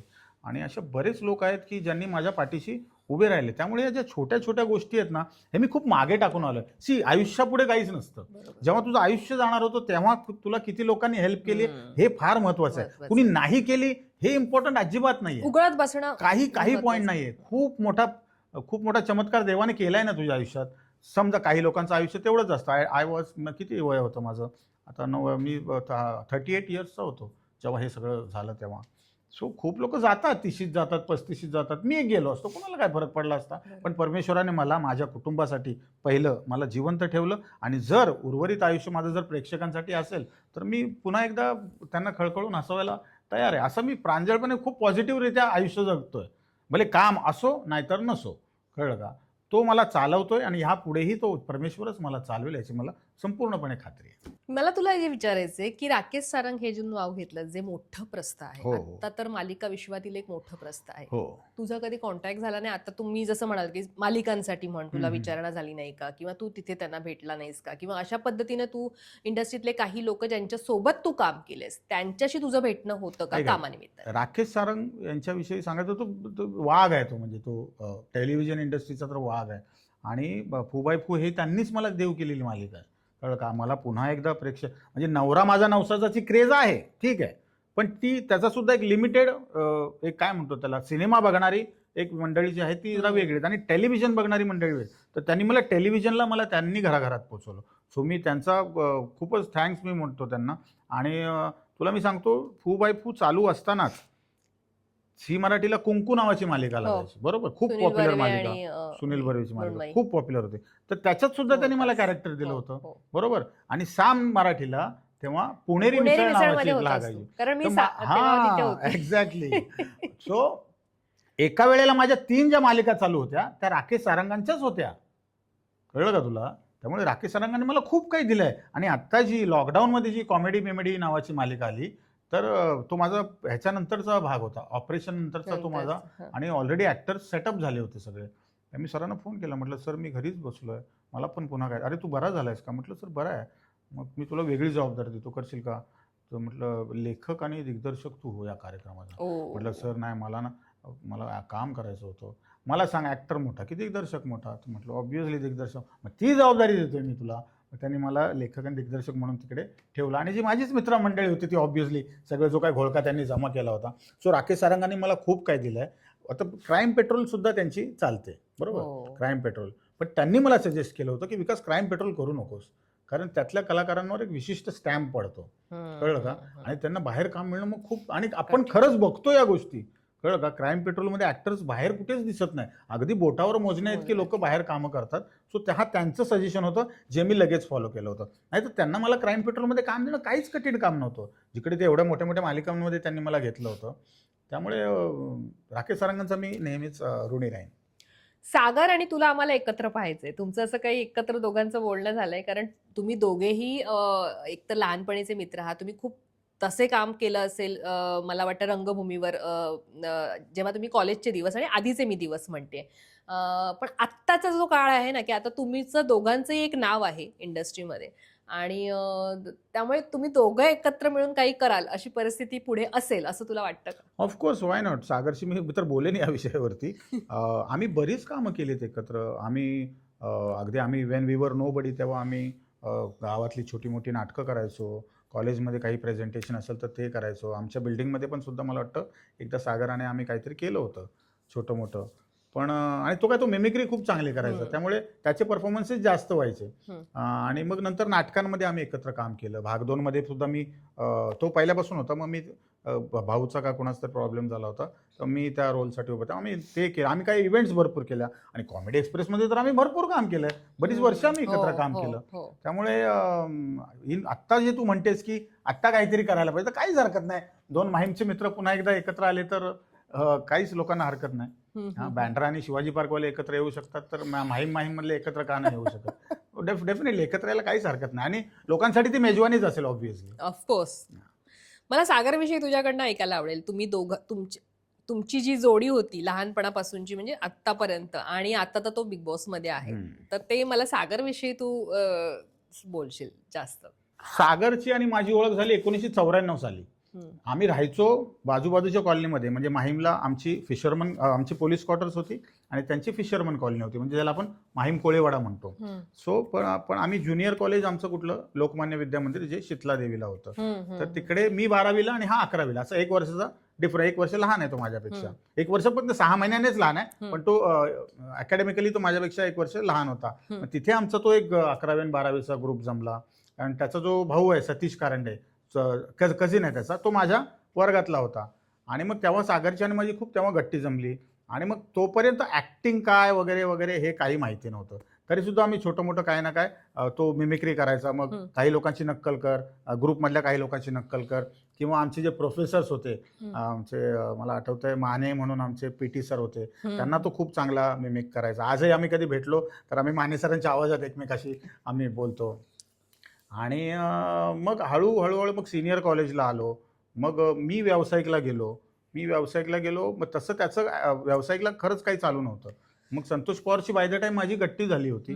आणि मग यदा कदाचित भाग 2 नावाने एक नाटक आलं. बरोबर, त्याच्यामध्ये कसं होतं, आता यदा कदाचित मध्ये कसं कौरव पांडव असं सगळं होतं. यदा कदाचित भाग 2 मध्ये पात्र अशी होती की मराठी नाटकांमधले जे फेमस पात्र आहेत ते एकत्र येऊन हे नाटक करतायत. म्हणजे ती फुलराणी म्हणा, आपला तो मी नव्हेस मधला आपला सावळा कुंभार, अशी बरीच महत्वाची तळीराम, हे सगळे एकत्र येऊन ते नाटक करतात. मग त्याच्यासाठी संतोषकडे मी सागरचं तेव्हा नाव सुचवलेलं, आणि संतोष बोलला तू बोलतोयस म्हणजे ओकेच असतं. मग ते सागरचं पहिलं व्यावसायिक नाटक. आणि मग तेव्हापासून त्याने काही मागे वळून बघितलंच नाही. मग त्याच्यानंतर मग 4x4 मध्ये सुद्धा तो माझ्या नंतरच आला. मला वाटतं सेकंड नाही 3rd सीझनला तो आला. आणि मग त्याची आणि सुनील तावडेची खूप चांगली जोडी जमली, कळलं का. आणि बऱ्याच लोकांनी सांगितलं होतं सागरला, जेव्हा तो आला होता म्हणजे स्क्रीनवर दिसायचा 4x4 किंवा, तर त्याला खूप मोठी मोठी नावं होती. ते म्हणायचे की ये नाही चलने वाला, ये लडका नाही चलने वाला. लुक कसा आहे त्याचा, आणि प्रेझेंटेशनच नाही आहे, तब्येत बघ कशी आहे, आणि एक प्रेझेंटेशन लागतं ना एक बॉडीमध्ये, तसं काहीच नाही याच्यात. मी सांगायचं सागरला, म्हटलं हे सोडून दे, यांच्याकडे लक्ष देऊ नको अजिबात, कळलं का. तू जाणार पुढे, मला माहिती आहे. मी काय देखणार होतो, ऋतिक रोशन होतो, आलो ना इथपर्यंत, तसं तू पण येणार. असं मग कालांतराने हळूहळू काळ गेला. कॉमेडी एक्सप्रेस संपलं, मग त्याने त्याची वाट पकडली, मी माझी वाट पकडली. आणि मग मी जास्तीत जास्त नाटकांकडे वळत राहिलो. पण एका स्टेजला मी नाटकं संपवली, आणि मी जो 8-10 वर्षांमध्ये मी 45 पिक्चर केले. मी नाटक संपवून ऑलमोस्ट 45 फिल्म्स मी केल्या. पण सागरने तेव्हा तेवढं फिल्म्स नाही केल्या, कारण त्याला टेलिव्हिजनला कामं मिळत राहिली. मग हवा येऊ दे आलं, आणि त्याचं जीवन अक्षरशः बदलून गेलं. म्हणजे ओव्हरनाईट म्हणतात ना, ओव्हरनाईट हे सगळे लोक फेमस झाले होते. फारच गमतीशीर प्रकारे त्यांनी तो कार्यक्रम सुरू केला होता मुलाखतीचा, पण तो लोकांना एवढा आवडला की प्रत्येक जण त्यातला एक कॅरेक्टर आज स्टार झालं. आणि त्या लोकांनी खूप, म्हणजे इकॉनॉमिकल पण खूप छान कमवलं, आणि लोकांचं प्रेमही कमवलं. So Sagar is a wonderful actor, कळलं का. पण अजून त्याचं जे कॅलिवर आहे त्या टाईपचा रोल त्याला अजूनही मिळायचा बाकी आहे, आणि त्याला तो मिळणार. बिग बॉस मध्ये कसा खेळतोय? बिग बॉस मध्ये मस्त खेळतोय, मस्त खेळतोय, मस्त. मी काय फार बघत नाही, पण तरी सुद्धा सुरुवात त्याने केल्यामुळे मी सुरुवातीचे बरेच भाग बघितले. त्याने खूप छान खेळलेला आहे आत्तापर्यंत, खूप छान. सगळ्यांचा रिस्पेक्ट ज्याला ठेवायचा आहे त्याला ठेवतो, ज्याची काढायची त्याची बरोबर काढतो, कळलं का. हां, फक्त त्याने थोडा एंटरटेनमेंटचा भाग अजून थोडासा त्यातला वाढवला पाहिजे. कारण कसं आहे, आपल्याला जे जास्त येतं ना ते जास्त लोकांना दाखवायला पाहिजे, कळलं का. अनएक्सपेक्टेड, अरे असं होता का म्हणे, काही वेळा झालं, पण तो उत्तमरित्या खेळतोय. मागे पण म्हणालो की त्याला आता बॅट त्याच्या हातात आलेली आहे, पिचवर आलेला आहे तो, आणि तो मस्त बॅटिंग करणार आहे. आणि माझी मनापासून इच्छा आहे की सागर कारंडेने ती बिग बॉसची ट्रॉफी जिंकावी, कळलं का. So it will be a great moment for me. तुला विचारणा झाली गेल्या काही वर्षात आता बिग बॉस? हो, माझं नाही बघ, 2 वेळा माझं बिग बॉसच्या घरात जायचं राहून गेल्याचं एकमेव कारण होतं, ते माझं ब्रेन हॅमरेजचं ऑपरेशन ते मध्ये आलं. पण त्यानंतर आता जे त्यांचा तो रूल झालाय आता, की तुम्हाला जर काही मेजर झालं असेल तुमच्या आयुष्यात, एखादी मेजर तुमच्यात आजार पण असेल, तर तुम्ही येऊच शकत नाही ह्याच्यामध्ये. ह्याचं कारण तू जर फर्स्ट सीझन बघितलं असेल तर सुशांत शेलार तिकडे पडला होता, आणि त्याने रिक्वेस्ट केली होती की मला जाऊन येऊ दे, फक्त कुठे हॉस्पिटलला जाऊन मला फक्त CT स्कॅन करून येऊ दे. तर त्याला बोलले नाही, तुला सोडावंच लागेल. मग त्याने तो सोडला. मग त्यांचा तो रूलच झाला की एखाद्या कंटेस्टंटला मेजर आजार जर काय असेल तर त्याला आपण शोमध्ये घ्यायचं नाही. आता सुद्धा कुठली तरी contestant, I don't remember her name, Sonali ना राऊत. ना आता या सीझन मध्ये. हो, सोनाली राऊत. तिथला पण इन्फेक्शन झालं. हा, urine पण तिच्यासाठी infection. तिकडे अरेंज केलं सगळं. हो, मग त्याने आता ते हे सुशांतने केलं. परत त्यांना हे केलं की माझ्या वेळेला काय नाही केलं तुम्ही. ठीक आहे, हरकत सुशांतने नाही. आता बोलून दाखवलं हो ते. हो. सो बिग बॉस पर्यंत मी सुद्धा गेलो. अगदी पेमेंटची पण मागच्या काही 3-4 वर्षापूर्वी पेमेंट्स पर्यंत आलं होतं. पण हम्म. नंतर त्यांना कुठून तरी कळलं की ह्याचं असं झालं होतं. कारण ज्या टीमशी मी बोलत होतो त्यांना माझ्या आजारपणाबद्दल काहीच माहिती नाही. हम्म. सो ठीक आहे, हम्म. मराठी नाही आपण हिंदी बिग बॉस मध्ये जाऊ. त्यात काय हो. मला तुला विचारायचं तुझ्या आयुष्यातली काही अशी माणसं की जी तुझ्यासाठी खूप खास आहेत, म्हणजे इंडस्ट्रीतली, की मग एक संतोष पवार म्हण किंवा ज्याच्यासोबत तू जास्त काम केलंयस, सतीश तारे म्हण, किंवा अशी नावं असतील की ज्यांच्याबद्दल तुला आवर्जून बोलायचंय, ज्यांच्या सोबतचं तुझं इक्वेशन तुला इथे सांगायचंय, त्या आठवणी तुला चांगल्या शेअर करायच्या आहेत. सगळ्यात आधी अमरजीत आमले हे नाव घेईन मी. आता जे कुर्ला टू वेंगुर्ला फिल्म आली हा, त्याचे आणि छान त्याचे लेखक आणि निर्माते. सिनेमा पण तो छान होता. हो, सिनेमा अतिशय उत्तम बनवला. फार रेअर सिनेमा बनवला त्यांनी. आणि कारण मग कीर्ती कॉलेजला असताना माझी आणि अमरजीतची भेट झाली होती. आणि संवेदना परिवार नावाचा एक तिकडे ग्रुप होता, जो कीर्तीवाले स्टुडंट्स, त्याच्यामध्ये मॅक स्टुडंट्स, चालू स्टुडंट्स सगळे असायचे. आणि मग तिकडच्या वर्कशॉपमध्ये मी गेलो होतो. त्यांचा संवेदना परिवारचा वर्कशॉप होता. तिथे मी सिलेक्ट झालो. त्यापूर्वी अभिनय असा कधी केला नव्हता. तिकडे मी ट्राय मारला, ऑडिशन देऊया. ऑडिशनमध्ये सिलेक्ट झालो. मग अमरजीतच्या संपर्कात आलो. मग त्याने मला ॲक्टिंगचे बरेच धडे दिले. इंडस्ट्री काय असते, नाटक काय असतं. मग त्यांच्यासोबत काही नाटकांमध्ये काम करत गेलो. सो हा अमरजीत आमले ह्याने मला जो बेस बनवायचा असतो ना एखाद्या अभिनेत्याचा, सो अमरने माझा तो बेस बनवला. त्याच्यानंतर मग संजय खापरे जे आपले ॲक्टर आहेत, ते मुळात होते आर्ट डायरेक्टर. हो, संजय कमालीचा आहे. हा, त्याचा हात खूप सुंदर आहे, खूप छान. त्याच्या घरातलं गणपतीचं डेकोरेशन तो स्वतः करतो तो. आणि मग त्याने मी त्याच्या असिस्टंट होतो आर्ट डायरेक्शनमध्ये. मी 3 मालिका केल्या त्याच्यासोबत. काय म्हणजे बोलतो? काम काहीच नाही ना, कॉलेज संपलं, पुढे करायचं काय. आई पोलीसमध्ये, बाप इंजिनिअरिंग कंपनी, या क्षेत्राशी काही संबंध नाही लांब पडेल. म्हटलं काहीतरी काम करूया. त्याचा असिस्टंट राहिलो मी. आणि 3 मालिका मी त्याच्याबरोबर केल्या. 150 रुपये मला रोज मिळायचा तेव्हा. 12-16 तासाचे 150 रुपये मिळायचे मला. तेव्हा ते भरपूर वाटत असतं. मग ठीक आहे, तेव्हा जबाबदाऱ्या नव्हत्या ग. 150 चल काय फरक पडणार आहे.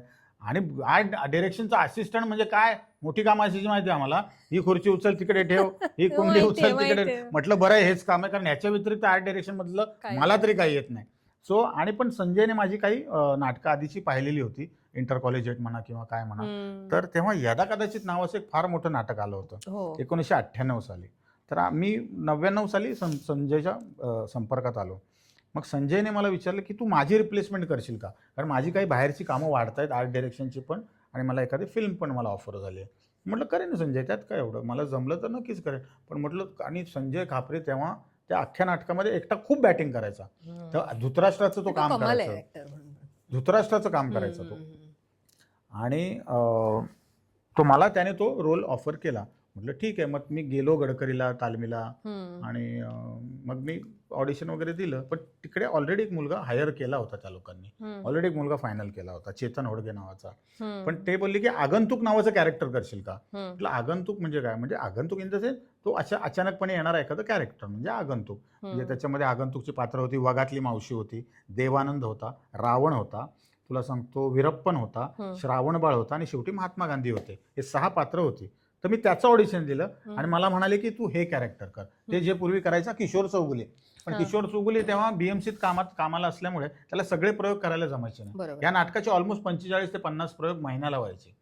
सो तेव्हा मग व्यावसायिक नाटकात मला कोणी आणलं तर संजय खापरे. मी आजही त्याचं नाव कधीच विसरत नाही. त्याच्यानंतर मग मी हे नाटक होतं संतोष पवारांचं, पण संतोष पवारची माझी 1 to 1 अशी कधी झालीच नव्हती, कळलं का. मी त्याची भेटच नाही. मी 1,500 प्रयोग केले त्या नाटकाचे. 1,500 प्रयोग व्हायला किती काळ लागतो तुला माहिती. तोपर्यंत मी संतोषला कधी भेटलो नव्हतो. मग त्याच्यानंतर मी संतोषच्या संपर्कात आलो. मग आमचं ट्युनिंग चांगलं जुळलं. मग त्याने मला नाटकातून मग संतोषकडे जे मी शिकलो ना ऑन फ्लोर काय करायचं, मग ते सिनेमा असो, नाटक असो, टेलिव्हिजन असो, काय असो, तुझं हे शार्प कसं ठेवायचं ना, प्रत्येक ओळीमध्ये तू कसा शार्प पाहिजेस, हे मला संतोषकडून मी शिकलो. आणि तो कोळून प्यायलेला माणूस आहे ना. प्रचंड प्रत्येक वाक्यावर त्याचं पकड, प्रत्येक शब्दावरती पंच कसा काढायचा. बरं, तुझा पंच काढण्यासाठी समोरच्याने काय बोललं पाहिजे, नुसतं एवढंच केलं पाहिजे. तू काय रे असं बोलला तर तो पंच गेला. ह्याचं जी काय छोटी छोटी हो. गणित आहेत ना ती संतोषकडून मला ती शिकायला मिळेल. आणि मग संतोषबरोबर सलग बरीच नाटकं केली. मग आता सिनेमाकडे येऊया. नाटक झालं. मग त्याच नायनो नेवर आमचं एक नाटक होतं ज्याच्यामध्ये मी 10 पात्र करायचो. हम्म. 10 पात्र करायचो मी. तर सचिन पिळगावकर एकदा नाटकाला आले होते. त्यांनी मला त्यांची हे संतोषचंच नाटक आहे ना? संतोष हा, पवार आम्ही संतोष काम पवार. पण करायचं नाही, त्याच्यात. हो, हो. संतोष काम करायचा आणि हो. मी त्याच्यात 10 भूमिका करायचो. हम्म. कळलं का? त्याच्यानंतर मग सचिन पिळगावकरांनी आलं. मला त्यांनी हिंदी सिरियल एक ऑफर केली तेव्हा. त्याच्यात मी कॅमिओ करायचो. सहारा नावाचं चॅनल होतं. हो, माहिती आहे. त्याच्यात मग गिल्ली डंडा नावाची ती सिरियल होती. सुधीर जोशी मेन रोलला होते. पनवेलला त्याचं शूटिंग चालायचं. हम्म. ते झालं. मग कालांतराने 12 वर्षानंतर त्यांनी चित्रपटात कमबॅक करायचं ठरवलं होतं. सचिन त्यांचा शेवटचा सिनेमा होता कुंकू. हो. तो 12 वर्षांनंतर 2004 मध्ये म्हणजे मला वाटतं 92 साली कुंकू आला होता. त्याच्यानंतर 2004 मध्ये त्यांनी नवरा माझा नवसाचा हा पिक्चर करायचा ठरवलं. त्यामुळे बरीच इंडस्ट्री त्याच्यामध्ये आनंदात होती. कारण खूप लोक त्याच्यामध्ये कामं करायचं असं ठरलं होतं. बऱ्याच लोकांची कास्टिंग झाली होती. त्याचे जे डायलॉग्स होते ते संतोष पवार लिहित होता. कळलं? सो संतोष पवार आणि सचिन पिळगावकर यांचं एकत्र मत झालं की हे जे चिपळूणचं कॅरेक्टर आहे ते विकास समुद्रे करणार. आणि मला रिडिंगची तशी काय मला कधी गरज नाही लागली. कारण मुळात बानकोटी ते कॅरेक्टर होतं म्हणजे चिपळूणचं. आणि यदाकदाचित हे मुळात बानकोटी नाटक होतं. त्यामुळे ती भाषा मला ऑलरेडी अवगत होती. त्यामुळे तसं त्या प्रकारे माझं तिकडे कास्टिंग झालं असतो. आणि जो पहिलाच सिनेमा जो मला मिळाला तो गोल्डन जुबली मिळाला. आणि काय ती कास्टिंग होती सगळे एक एक मात सचिन अशोक. म्हणजे मी मागे पण बोललो कोणाला तरी की शनिवारी संध्याकाळी शाळेतून आल्यानंतर शनिवारी संध्याकाळी लाईट बंद करून आम्ही ज्यांचे पिक्चर बघायचो पाणीपुरी खात किंवा भेळ खात जे काय त्यांच्याबरोबर मी आता काम करतोय काही 12-13 वर्षानंतर. सो खूप मोठी मेजवानी होती का ती. सचिन अशोक सराफ, सुप्रिया पिळगावकर, रीमा लागू, जॉनी लिव्हर, सोनू निगम, जयवंत वाडकर, विजय पाटकर, प्रदीप पटवर्धन, कुलदीप पवार, एवढी सगळी मोठी मंडळी यांच्याबरोबर तुला 20-25 दिवस घालवायला मिळणार. अजून काय पाहिजे. सो हे एक माझं चांगलं हे झालं. हे सतीश तारे पण होते आणि सतीश तारे सीन आठवतोय त्यांना असं बांधलेलं असतं. हो प्रचंड. तुला आठवते का रे ते त्यांचे ते किस्से आणि हे सतीश तारेंचे? म्हणजे तो माणूसच भन्नाट होता. नाही सतीश तारे आणि तसा माणूस पुन्हा नाही होणार या भूतलावावरती. म्हणजे मी नेहमी म्हणतो की अकबराच्या काळात जर तारे असते तर बिरबल नसताच कुठे. बिरबल त्या दरबारात पण फिरकला नसता. त्याला फिरकूच दिलं नसतं तारेंनी. एवढा हजरजबाबीपणा त्या माणसामध्ये ना. आणि माझी आई जेव्हा गेली ना तेव्हा इंडस्ट्रीमधून मैताला फक्त ते एकटेच होते.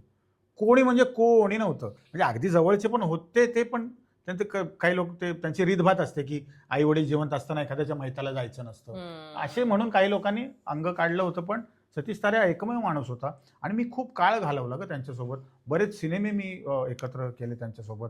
जळगावला आम्ही एक मोठा पिक्चर केला होता सदाशिव अमरापूरकरांचा, RR आबा आता तरी थांबा. त्यात 4-5 हिरो होते. म्हणजे मिलिंद गवळी मेन हिरो. आम्ही पण ऑलमोस्ट हिरोज होतो. कारण आम्हाला बॅकग्राऊंड मला गाणं कुणी गेलं सतीश तारेने मला अवधूत गुप्तेने गाणं गायलं आमच्यासाठी. आणि रोमॅन्टिक सॉन्ग वगैरे आम्ही ते पिक्चराईज केले त्या सिनेमामध्ये. आणि सतीश तारेंबरोबर घालवलेला प्रत्येक क्षण हा माझ्यासाठी ही पर्वणी होती.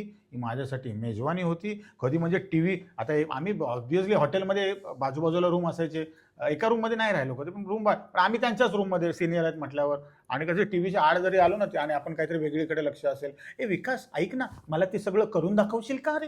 म्हटलं कुठलं ते टीव्हीवर जे काय चाललंय मला ना दिसत नाहीये ते असं ते बोलायचे. बाजूला हो कधीच नाही बोलले. ते जे काय चाललंय ते मला जरा करून दाखवशील का असे ते म्हणजे ठेवणीतल्या अशा गोष्टी होत्या ना त्यांच्याकडे. पण वाईट मला एकाच गोष्टीचं वाटतं की ते गेल्यानंतर लोक त्यांना आज अप्रिशिएट करतायत. ते असताना त्यांची किंमत लोकांनी एवढी नाही केली. त्यांना बऱ्याच गोष्टींमुळे त्यांना साईडलाईन केलं गेलं. त्यांना टिकवता आलं असतं. पण म्हणतात ना पण ते होऊन गेलं. तो एक तारा मराठी सृष्टीमध्ये तो व्हायचा होता. तो झाला. म्हणजे मला चांगलं आठवतंय की केदार शिंदेची एक मालिका ते करत होते आणि एपिसोडला ना 12 मिनिटं कमी पडत होती. 22 मिनिटाच्या एपिसोडला 12 मिनिटं कमी पडत होती. कारण त्यांचं कटिंगमध्ये काहीतरी त्यांची गल्लत झाली होती. केदारने फोन केला असं ते म्हटलं असं आहे. तो बोला ठीक आहे मला एक टेलिफोन देशील का रे. मग त्याने म्हटलं हां दे नका नाही काय नाही फक्त तू माझा कॅमेरा लाव मला एक टेलिफोन दे. इन्स्पेक्टर होते ते त्याच्यामध्ये. आणि सतीशने 14 मिनिटं बोलला आणि एकही मिनिट पब्लिक शांत राहील असं नाही. 14 मिनिटं तो माणूस खळखळून हसवत होता लोकांना. अशी त्याची कॅलिवर होतं. काही स्क्रिप्टची त्याला गरज नव्हती काय नव्हती. पण ठीक आहे. पण मी स्वतःला भाग्यवान समजतो की मी त्यांचा खूप चांगला मित्रही होतो. त्यांना जर विचारलं ना कुणी की तुमचा सगळ्यात चांगला मित्र कोण आहे आजच्या डेटला. म्हणजे जुने असतील त्यांचे खूप वगैरे वगैरे, किंवा बघ कसं असतं दाखवणारी मंडळी पण खूप असतात. एखाद्या तालमीला जमलो ना, तारे का आहे ना, मागून तारेला कोणी विचारत नव्हतं. पण त्याच्या पडत्या काळात मी होतो. सगळ्या त्यांच्या जो वाईट काळ मधला गेला त्यांच्यामध्ये मी होतो. माझ्या घरी 1-2 दिवस ते राहायला सुद्धा होते माहीम पोलीस कॉलनीला मी असताना. आणि I miss him a lot. I really miss him lot. Actually ते तारे आत्ता पाहिजे होते. त्यांनी एवढ्या गोष्टी दिल्या असत्या ना इंडस्ट्रीला, पण आम्ही खरंच तारेंना खरंच खूप मिस करतो. अशा आणखीन काही जे तुझ्या आयुष्यातले इंडस्ट्रीतले कलाकार जे तुला आवर्जून असं आठवत आहेत की बाबा यांच्यासोबत मी काम केलं आणि भन्नाट होतं, ते लाईफच भन्नाट होतं? हां, म्हणजे काय, अरे अशोक मामा, अशोक सराफ एकतर ते आयडॉल होते माझे. आयडॉल खऱ्या अर्थाने ज्याला आपण आयडॉल म्हणतो ना, तर ते माझे होते.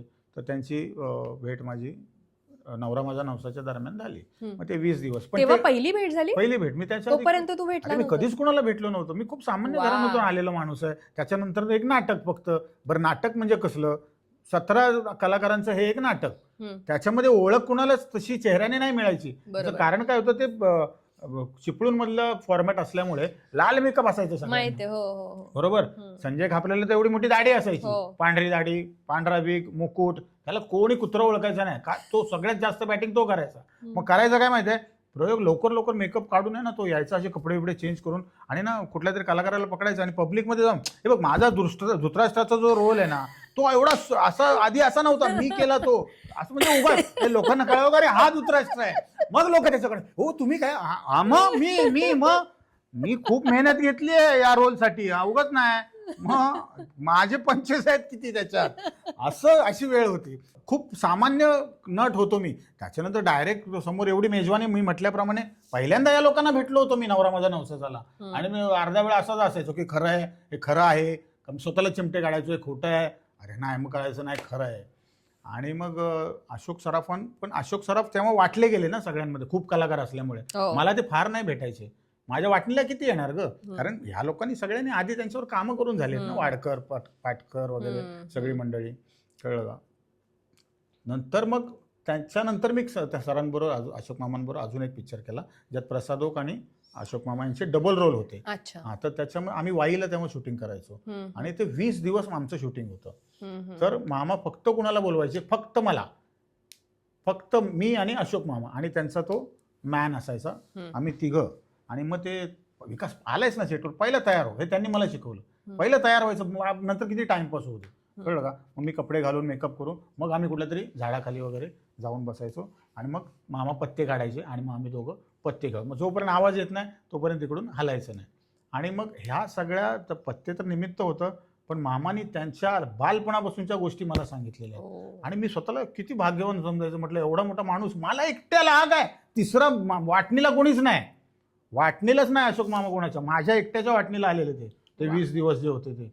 आणि मग त्यांचं बालपण, संगीत नाटक कसं केलं, त्यांचे मामा नाटकांमध्ये कशा प्रकारे करायचे, मग त्यांची वाढ कशी झाली, त्यांनी कोणाकोणाला फॉलो केलं, त्यांचं पहिलं नाटक, मग त्यांचा पहिला सिनेमा, मग मला काय विकास आवडतं काय नाही आवडत. त्यांना माझी पीजे करायची पद्धत त्यांना अजिबात आवडत नाही, फेकून मारेन म्हणायचे काहीतरी, असं वाया जाशील ना या गोष्टीमुळे, असं मला ते नेहमी म्हणायचं. मामा म्हटलं, मामा माझे तुम्ही जात नाही, मी काय करू, इनबिल्ट आहे म्हटलं, ते सगळं इनबिल्ट आहे, ते येत राहणार, तुम्हाला जेवढं घ्यायचं तेवढं घ्या, बाकी सोडून द्या, असं म्हणायचं. म्हणजे एकदा तर सचिन पिळगावकर पण, आम्ही कुठला अजून एक सिनेमा करत होतो, मी अजून एक सिनेमा त्यांच्यासोबत केला, आदला बदली नावाचा, जे ज्युनियर मेमोद होते, जे सचिन पिळगावकरांचे खास मित्र होते, त्यांचं प्रोडक्शन होतं आणि डिरेक्टर पण तेच होते. आणि त्या दरम्यानच्या काळात माझी आई वारली. So I was very sad that time. तर मग मी ते जुहूला एका बंगलोमध्ये ते शूटिंग होतं आणि मी आतमध्ये जाऊन एकटाच बसलो होतो. हे दोघं मला भेटायला आले, अशोक सराफ आणि सचिन पिळगावकर, हे दस्तूर खुद्द दोघं मला आतमध्ये माझ्या रूममध्ये भेटायला आले की बाबा एक कंडोलन्स असतं ना, त्या टाइम आई गेली, बाकी घरी बरं आहे का, ओके ठीक आहे. नेक्स्ट शॉट, अशोक मामा असे खाली झोपले होते, त्यांचा शॉट होता, वरून कॅमेरा, आणि मी त्यांना काहीतरी विचारतोय आणि सचिन पिळगावकर इथे बाजूला उभे. पिळगावकरांना म्हटलं, बघा एवढा मोठा माणूस आहे तरी अजून डाऊन टू अर्थ आहे म्हटलं. त्याच्यावर ते दोघांनी माझ्यावर एवढे चढले माझ्यावर, अरे तुझी परिस्थिती काय आहे आणि तू कसले जोक करतोय, एवढा मोठा माणूस आहे तरी केवढा डाऊन टू अर्थ आहे म्हणून. त्याच्यावर त्यांनी माझी परत एकदा मोठी शाळा घेतली. एक सीन होता, ते मी त्यांचंच ऑलराऊंडर कॅरेक्टर दाखवलं. मी ड्रायव्हर होतो, मी त्यांचा मॅनेजर होतो, मी त्यांचा कुक होतो. मी असं आणून ठेवलं. म्हटलं स्प्रिंग अनियन, हे घ्या स्प्रिंग अनियन, लागले तर सांगा आणखी अनियन, हा आणखी अनियन. ए रे जा रे, याला घेऊ हाकला रे इथून. मग तो मामाला परत माझ्यावर फार बरसले होते. म्हटलं मामा थोडी शॉर्टमध्ये घ्यायचंय, फक्त मी असं तोंडाला नको बोलूस तू काही. असं अशा टाईपने अशोक सराफांबरोबर जे काय मी तीन चित्रपट केले. आणि मग काय असतं माहिती आहे ना, या ज्या छोट्या छोट्या गोष्टी ह्या तुम्हाला ना कुठल्या इंटरव्ह्यूमध्ये ऐकायला मिळणार, ना कुठल्या मासिकात ऐकायला मिळणार, आणि ना कधी कुठल्या मोठ्या अवॉर्ड फंक्शनला ऐकायला मिळणार. अशा छोट्या छोट्या गोष्टी मामांकडून मला ऐकायला मिळाल्या आणि खूप मी त्या आत्मसात पण केल्या. आणि ती एक माझी खूप मोठी पुंजी आहे असं मी समजतो. इंडस्ट्रीत असे कोणी डिरेक्टर किंवा असं कोणी की जे रागावलेत तुझ्यावर सीन करताना, म्हणजे जेव्हा तुम्ही गिव्ह अँड टेक असतं, तुम्हाला काहीतरी सांगणं असतं, तर तुम्ही कॉमेडियन्सचा बऱ्याचदा एक तो स्वभाव पण असतो, जसं तू म्हणतोस तसं की 25 मारायचा, आणि कोणतरी भडकलेत, असं झालंय तुझ्या बाबतीत कधी? नाही, माझ्या बाबतीत असं कधीच नाही झालं. त्याचं कारण असं की मी ऑन दी स्पॉट कधीच काय करत नाही शॉर्ट चालू असताना. हां, कारण मला जे काय करायचं ना ते मी रिहर्सलमध्ये करतो. मला उगाच लोकांना सरप्राईज करायला किंवा इम्प्रेस करायला आवडत नाही. हां, कळलं का? मला इम्प्रेस करायला आवडत नाही. मी जे काय करायचं आहे मला ते मी ऑफकोर्स मी स्क्रिप्टमधलं कधीच नाही केलं सिनेमात. मी स्क्रिप्टमधलं कधीच नाही केलं. मी केलं माझ्या मर्जीनेच केलं, पण ते मी रिहर्सलमध्ये आधी करून दाखवलं आणि मग ते मी टेकमध्ये केलं. त्यामुळे तसा प्रसंग माझ्यावर कधी ओढवला नाही. फक्त एकदा असं झालं होतं की मला अमरापूरकर होते, सदाशिव अमरापूरकर. तर माझा ऍक्टिंगचा फॉर्मॅट काय, कॉमेडी, फार्स वगैरे हे, आणि ते होतं रोमॅन्टिक सॉन्ग. ही होती आपली कोरिओग्राफर आपली दीपाली विचारे होती.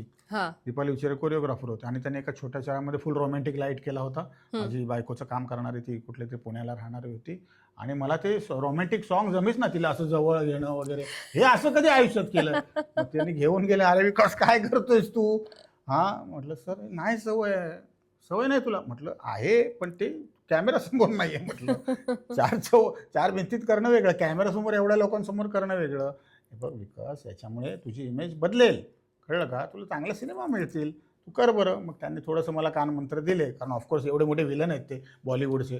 त्यांनी काही कानमंत्र दिले मला, जे मी आता कॅमेरासमोर नाही सांगू शकत, कळलं का? सो मग त्याच्यानंतर मग मी जरा थोडा रिलॅक्स झालो.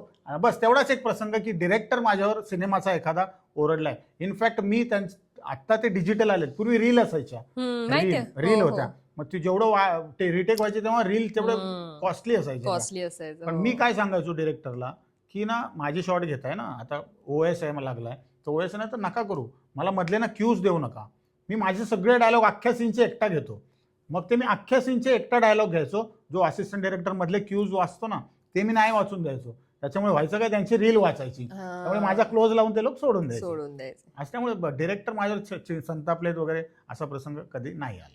बरं, कॉमेडी इंडस्ट्रीमध्ये कॉमेडियन्सच्या ह्याच्यात आता इतके कॉमेडियन्स आहेत आपल्याकडे आणि सगळे खूप, तुला आता माहिती असेल की वेगवेगळे क्वालिटीवाले कॉमेडियन्स आहेत. पॉलिटिक्स असतं का रे कॉमेडियन्समध्ये?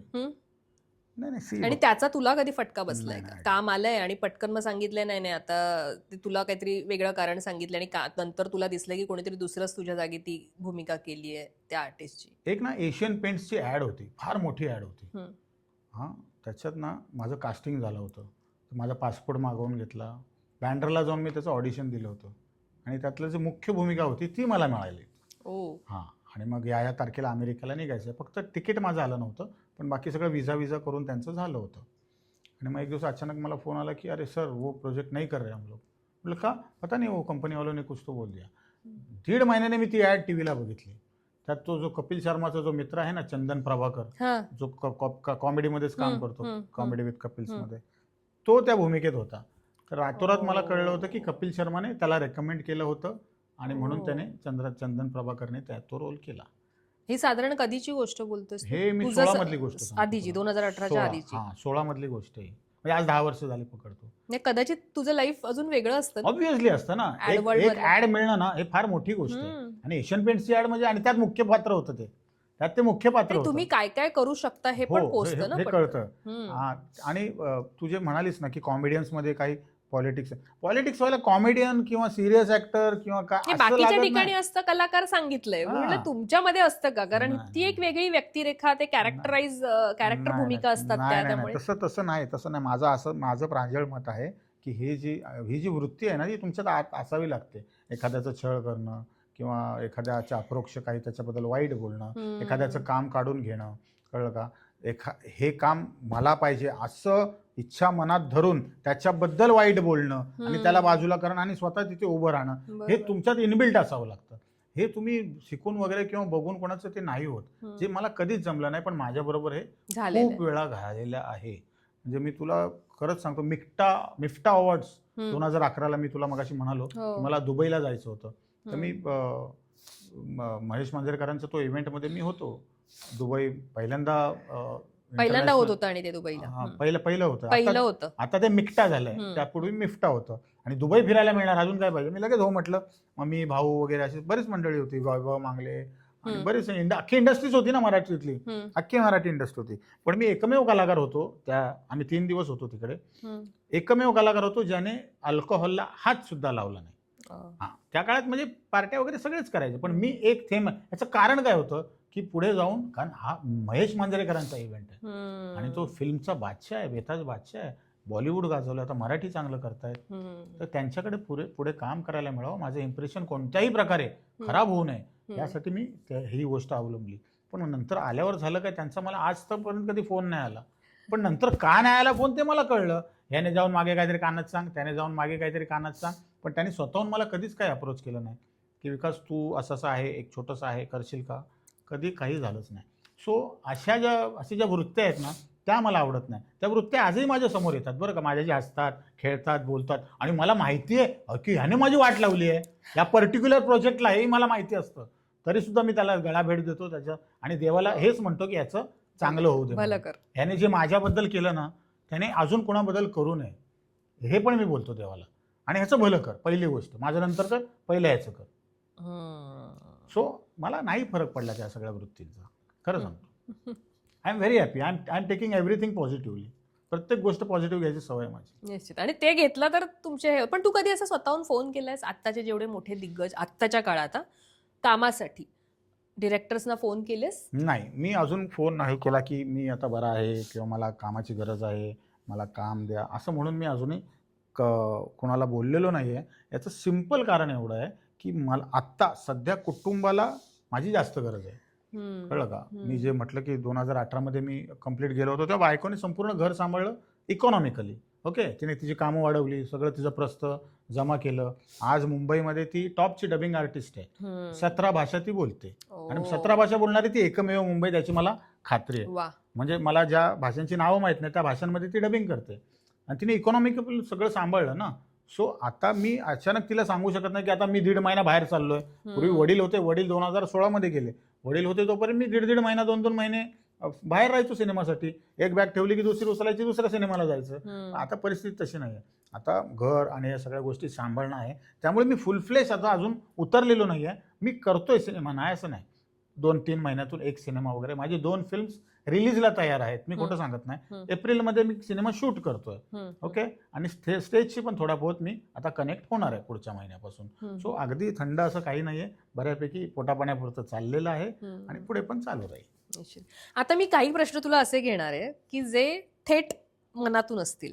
लोकांना हसवणारा विकास कधी मनातून तुटलाय का? तो विकास कोणी पाहिलाय का, की त्या विकासला तुला दबून लोकांपासून लांब ठेवायला आवडतं, तुला तुझे एक्सप्रेशन सगळ्यांसमोर दाखवायला आवडत नाही, तो तुटलेला विकास? हो, बऱ्याच वेळा तुटलोय मी. खूप वेळा तुटलोय. मला असं आता एक नाही आठवत, पण मला माझी दुःख नाही मला लोकांना दाखवायला आवडत. मग तेच उत्तर हवंय. त्यासाठी बायको खर्च करून लग्न केलं एवढं, त्यासाठी बायको आहे. कधी काही दुःख झालं काय, आणि मुळात आम्ही नवरा बायकोसारखं आम्ही राहतो. आम्ही फ्रेंड्स आहोत, आणि ती पण यादा कदाचित मधली, मी पण यादा कदाचित मधला. त्यामुळे तेव्हा जसं आम्ही बोलायचो तसंच आज बोलतो. त्यामुळे अगदीच मनातलं काही हे असेल तर मी फक्त बायकोसमोर एक्सप्रेस होतो, अजून मी कोणासमोर नाही एक्सप्रेस होतो. आणि ज्या गोष्टींचा फायदाच नाही आहे, उगाच मी सिंपती मिळवून काय करणार आहे, काय त्याला काय मजा नाही आहे. त्यापेक्षा देवाने जे लाईफ दिलं आहे ते फेस कर आणि त्याच्या पुढे जगत राहा, ह्या मताचा मी आहे. कलाकारांच्या आयुष्यात नेहमी असं असतं की शो मस्ट गो ऑन. कधी असं झालं एखादा प्रसंग की मनात असंख्य वेदना लपवून तू ऍक्ट करतोयस? मनात कशाला, अगं शारीरिक वेदना होत्या तोंडावर, त्या घेऊन मी प्रयोग केलेला आहे. मी एकदा ट्रेनमधून पडलो होतो. माझा प्रयोग होता रात्री बोरिवलीला. त्या नाटकाचं नाव होतं आमचं सगळं 7 मजली. ओके, अष्टविनायक प्रोडक्शनचं ते नाटक होतं. मी राहायला तेव्हा होतो माहीम पोलीस कॉलनी. मी ट्रेनमधून पडलो होतो प्रयोगाच्या 2 तास आधी. ओके, मी बेशुद्ध सुद्धा झालो. मला टाके पडले, ते 8 टाके पडले आणि घरी येऊन पडलो. आणि मग संतोषला आणि त्या मॅनेजर आमचे संदीप विचार यांना कळलं की हा काय आज प्रयोग करू शकत नाही. तरी पण ते आले माझ्याकडे आणि मला बोलले की तू अजिबात नाही प्रयोग करू शकत का? म्हटलं मी लाख करेन, घरातल्यांनी सोडलं पाहिजे ना. तेव्हा काय मॅरिड वगैरे नव्हतो, आई वडील सगळे होते तेव्हा, आणि बहिणी होत्या, माझ्या 2 मोठ्या बहिणी होत्या. तर म्हटलं मी फक्त घरी सांगितलं की मी फक्त ना तिथे जाऊन येतो प्रयोगाला. हां, कारण प्रेक्षकांसमोर जाऊन सांगावं लागेल, दाखवावं लागेल त्यांना की असं असं झालेलं आहे म्हणून. तर मी त्यांना म्हटलं चला. मग बाय रोड त्यांनी नाही, फर्स्ट क्लासने नेलं मला थेट ठाकरे हॉलला, माहीम टू बोरिवली ठाकरे हॉल. आणि प्रबोधनकार ठाकरे हॉलला. आणि काय विकास काय नाही म्हटलं, कपडे ते प्रयोग करायचा आहे. आणि मी प्रयोग केला अख्खा. मला खूप दुखत होतं तेव्हा. आणि घरी मी तोपर्यंत कळलं नाही. खूप वर्षानंतर घरच्यांना सांगितलं की मी तो प्रयोग करून आलो होतो. नाही प्रचंड काय विचार त्याला काय. तो त्या शारीरिक वेदना घेऊन मी केलेली आहेत कामं. आणि मानसिक वेदना म्हणशील तर हे प्रत्येक कलाकाराला कुठे ना कुठे काही ना काही वेगवेगळ्या गोष्टींमध्ये असतं. पण जेव्हा तुम्ही रंगमंचावर जाता, तुम्ही कॅमेरासमोर जाता, तेव्हा तुम्ही तुमचे नसता.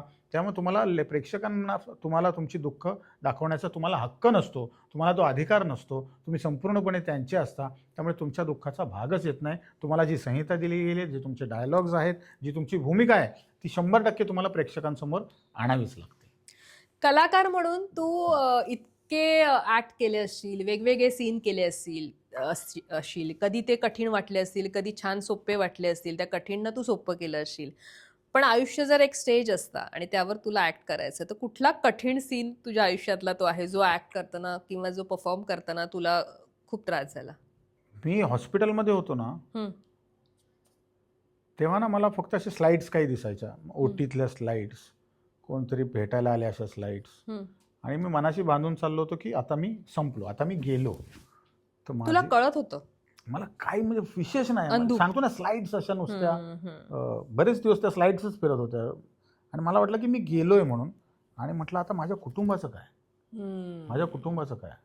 मी आत्ता नाही तर मी 4 दिवसांनी तरी जाईनच. पण माझा मुलगा तेव्हा 8 महिन्याचा होता, फक्त 8 महिन्याचा. आणि माझी मुलगी पण तेव्हा हार्डली 3री-4थीला वगैरे असेल. लहानच रे. 3री-4थीला असेल. आणि मग म्हटलं संपलं, आता पुढे काय. तर तो जो काही दिवसांचा जो काळ होता ना, की कसं काय मी माझ्या मृत्यूनंतर होणार काय, ह्या लोकांना सांभाळणार कोण. इकॉनॉमिकली तर बायको सांभाळून घेईल सगळं व्यवस्थित, ठीक आहे, माझी मोठी बहीण पण आहे, ती पण सांभाळून घेईल. पण माझ्या लेकरांचं काय, त्यांना विना बाप जर राहावं लागलं तर काय. तर त्या ज्या आठवणी आहेत ना, ते कॅरी करणं खूप खूप कठीण होतं. आणि परमेश्वराने अद्भुत कार्य माझ्या जीवनात केलं आणि मला त्या सगळ्या प्रसंगांमधून बाहेर काढलं. आणि अशी वेळ कुणावरच येऊ नये, अशी वेळ कुणावरच येऊन. प्रत्येक माझं सरळ म्हणणं आहे, आपलं छान आयुष्य जगा, वय होईल तेव्हा निघून जावं. काय इथे कोण अमरपट्टा घेऊन आलेलं नाही आहे. पण अशा प्रकारे एखाद्याचं निघून जाणे खरंच वेदनादायी असतं, त्याच्या कुटुंबासाठी खूप वेदनादायी असतं. तर हा जो पॅच होता माझ्यासाठी, तो खूपच वाईट होता. लोकांना हसवणं हा तुझा व्यवसाय आहे, तुझ्या अभिनयातून ते हसवतोस. पण असं तू स्माईल आणतोस लोकांच्या चेहऱ्यावर. पण अशी एखादी व्यक्ती जिला पाहिलं की तुझ्या चेहऱ्यावर स्माईल येतं, कोण म्हणशील तर मी फॅमिलीच बघेन. माझी बायको आहे, माझी मुलगी आहे, माझा मुलगा आहे, माझी बहीण आहे. जेव्हा हे काय म्हणतो त्याला, स्ट्रेसमध्ये असतो किंवा काय असतो, फक्त मुलाशी 5 मिनिटं बोलतो, सगळा स्ट्रेस निघून जातो. कळलं का. किंवा जेव्हा मी कामसुद्धा करायचो, मी खूप डेंजररित्या काम करायचो. माझं नाटक चालू होतं, माझा सिनेमा चालू होता, माझे इव्हेंट चालू होते. मी खूप रेअरली मी घरात असायचो. सुपाऱ्या घ्यायचो. कळलं का. त्यावेळेची एक लिस्ट होती आर्टिस्टची, सुपारी किंग बनायचे आम्हाला. आणि पण घरी तेव्हा मुलगी खूपच लहान होती, माझे वडील पण होते तेव्हा माझे. मुलगी खूपच लहान होती, 2009चा जन्म आहे तिचा. आणि मग तिला बघितलं ना, किती तुम्ही थकलेला असायचो, पण तिला बघितलं की एकदम फ्रेश वाटायचं. त्यामुळे ह्या ज्या काही व्यक्ती आहेत आयुष्यातल्या, ज्या ममता माझी बायको, तिने माझ्यासाठी खूप केलं आहे, माझ्या सर्वायवलसाठी तिने खूप काही केलं आहे आणि माझ्या कुटुंबाला खूप छानरित्या सांभाळलेलं आहे. त्यामुळे अशा काही ज्या व्यक्ती आहेत की यांना बघितलं की मला बरं वाटतं, फ्रेश वाटतं. मला सांग, तुला लोकांनी कॉमेडियन म्हणून लक्षात ठेवावं असं वाटतं. वाटतं की माणूस म्हणून? विकास समुद्रे हा असावा? नाही अल्टिमेटली तुम्ही कुठल्याही क्षेत्रामध्ये असा, हम्म. तो अभिनेताच असो नाही तर कॉमेडियनच असो नाही तर कोणी असो, हम्म. तुम्हाला अल्टिमेटली तुम्हाला माणूस म्हणून लक्षात ठेवणं फारच आवडेल. हम्म. ऑब्व्हियसली निळू फुले आज एवढा मोठा कलाकार होता, वेगवेगळ्या टाईपची त्यांनी भूमिका केल्या, पण आजही त्यांना एक समाजसेवक, एक चांगला माणूस म्हणून लोक आजही त्यांना लक्षात ठेवतात. पण बेसिकली कॉमेडियन तू मला मगाचपासून म्हणतेस, ऍक्च्युली मी कॉमेडियन नव्हतोच कधी. हम्म. मी कधीच तू कॉमेडियन सगळ्या केल्यास पण जास्त नाही लक्षात नाही राहिलास नाही ते तेव्हाच असं नाही तेव्हाच नाही. मी हा. फार आधी जातो, थोडासा मागे हा, जातो. हा. बघा, आविष्कार नावाची संस्था आहे हो, माहीमला, हो. सुलभा देशपांडेंची. हा. त्यांच्या नाटकात त्यांचे कसे पॅरल नाटकं असायची सगळी, हो, हो. तर त्या टाईपची मी नाटकं करायचो. हम्म. एकांकिका माझ्या सगळ्या खूप सिरियस होत्या. हम्म. मी काही दीर्घांक केले ते पण खूप सिरियस होत्या. हम्म. पण झालं काय, कॉमेडी मी अचानक केली यदा कदाचित मध्ये. कळलं का तुला? तो पहिलाच प्रसंग होता माझ्यासाठी कॉमेडी करण्याचा, यदा कदाचित. ते पण एवढं ऑलरेडी हिट झालेलं नाटक माझ्या पदरी पडलं. कळलं का? त्यामुळे कॉमेडी कॉमेडी कॉमेडी माझ्याकडे येत गेलं. नाटक पहिलं, यदा कदाचित. किंवा लोकांची जी पसंती लोक तुम्हाला तेच देईल सांगतोय ते ना. जास्त हे ते होतं. स्टॅम्प आपोआप Stamp तुमच्यावर पडतो. पडतो. जर तुम्ही कॉमेडी करताना हम्म. तर तुमच्यात अचानक स्टॅम्प पडतो. तेच तुम्ही एखादी सिरियसचा स्टॅम्प पण कधी तुला माहितीये का आता जे मेन लीड करतात ते पण आता इकडे घुसायला लागलेत कॉमेडीच्या ह्याच्यात, की हा, ज्याच्यातनं माहित- ते जास्तीत जास्त नाही, त्यांना माहिती नाही इथे जास्त प्रसिद्धी जास्त आहे. प्रसिद्धी कारण आहे. 25-30 वर्ष टीव्ही मालिका करून हम्म. त्या कलाकाराचं नावच माहिती नसतं. त्या बरोबर. पात्रानुसार त्याला ओळखतात. तेच रियालिटी शो मध्ये फरक असा आहे की तुम्हाला लोक नावाने ओळखतात. हम्म. एका मालिकेत सुद्धा तुम्हाला ओळखतात आणि ते आयुष्यभर लक्षात राहतात. सो हा फरक आहे. त्यामुळे लोकांना नावही हवं असतं. त्यामुळे ते मग इथे हळूहळू घुसतात. पण येऊन काय फायदा नाही, ते परत जातात मागच्या दाराने. कारण इथे तग धरणं फार कठीण असतं. पण तुला तेच विनोदी अभिनेता म्हणून लोकांनी लक्षात ठेवलेलं जास्त आवडेल कम्पेअर टू माणूस? नाही नाही नाही असं कसं, मला माणूस? माणूस म्हणून लोकांनी लक्षात ठेवावं असंच मला वाटतं. आता माझ्या बऱ्याच गोष्टी आहेत ज्या आपण समोर आणत नाहीत. कळलं का? हम्म. आता एक काळ होता, खूप पैसा खूप होता तेव्हा, बऱ्याच गोष्टी चालू असायच्या. हम्म. मग हळूहळू मी काय केलं, जे वाढदिवस होते घरातल्यांचे ते घरात सेलिब्रेट नाही करायचे. म्हणजे छोटासा करायचा घरात. आमच्याकडे वसई विरारला ना वृद्धाश्रम आहेत बरीच. मग आम्ही तिकडे जायचो सकाळी तिकडे जायचो. त्यांच्यामध्ये मग त्यांना जेवण वाटप करायचो आणि मी त्यांच्यासाठी ऍक्ट करायचो. कारण ते लोक फुबाई बघायचे, कॉमेडी एक्सप्रेस वगैरे बघायचे. तर त्यांना एकतर मला बघूनच त्यांना, त्या म्हाताऱ्यांना, जेवढे काय वृद्ध लोक होती बरोबर. सगळे, Yes, कारण त्यांची yes. प्रत्येकाची काही ना काही खंत असायची, प्रत्येकाची काही ना काही बॅकग्राऊंड. तर मला बघून त्यांना खूप बरं वाटायचं आणि मग त्यांच्यासमोर मी ऍक्ट करायचो 15-20 मिनिटाचा किंवा मग अर्ध्या तासाचा. ते लोक म्हणतील तोपर्यंत मी तो ऍक्ट करायचो. वा, आणि वा. मग त्यांचे जे काय मग आशीर्वाद मिळायचे ते सगळे ते मोठे माझी असतात. मुलगी, हे सगळं आम्ही एकत्र भरभरून घेऊन जायचो ना. सो अशा काही गोष्टी आहेत. माझे काही मित्र आता काही हयात पण नाही आहेत, त्यातले काही नावं घेण्यात काही पॉईंट नाही. त्यांना गरज असेल तेव्हा मी खूप मदत केली, आर्थिकरित्या मदत केलेली आहे. काही लोकांचं काही ऑपरेशन आहे त्यांना मदत केली आहे. आणि कोणाला एखाद्या भावाला लॅपटॉप घ्यायचा आहे त्यांना मदत केली आहे. एखाद्या भावाला पळून जाऊन लग्न करायचं आहे त्याला मदत केलेली आहे. पण ह्या सगळ्या गोष्टी ना मी बायकोला न सांगता करायचो. आत्ता तिला हळूहळू एकेकाने कोणतरी सांगतो 20 वर्षाने 15 वर्षाने की दादाने आम्हाला अशी हेल्प. अरे मला कधी सांगायचंच नाही म्हणे हा. त्यामुळे कसं असतं बघ, अल्टिमेटली ह्या ज्या गोष्टी मी करत राहिलो ना, कळलं का, तर कदाचित त्यामुळेच वाचलोय मी. ह्या ज्या चांगल्या गोष्टी तुमच्या लाईफमध्ये आशीर्वाद मिळतात. ते आशीर्वाद तुम्हाला मिळतात. कळलं का? नाहीतर तुम्ही छोट्या छोट्या चुकीच्या गोष्टी करत राहाल ना, तर त्याचे श्राप सुद्धा तुम्हाला तसेच लागतात. तुझ्या जोकवरनं किंवा विनोदावरनं कधी मोठा वाद झालाय का?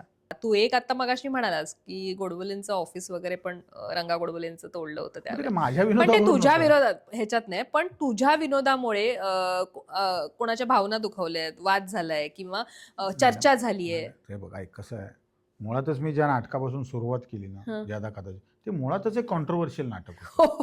कळलं का? ते नाटक आनंद दिघे जर नसते तर ते नाटक चाललं नसतं. त्यांच्यासाठी स्पेशल शो लावला आम्ही. कारण मुळात कसं होतं, ते महाभारताचं ती बॅकग्राऊंड असल्यामुळे मग बऱ्याच लोकांना मग दुर्योधन पण देव वाटायला लागला.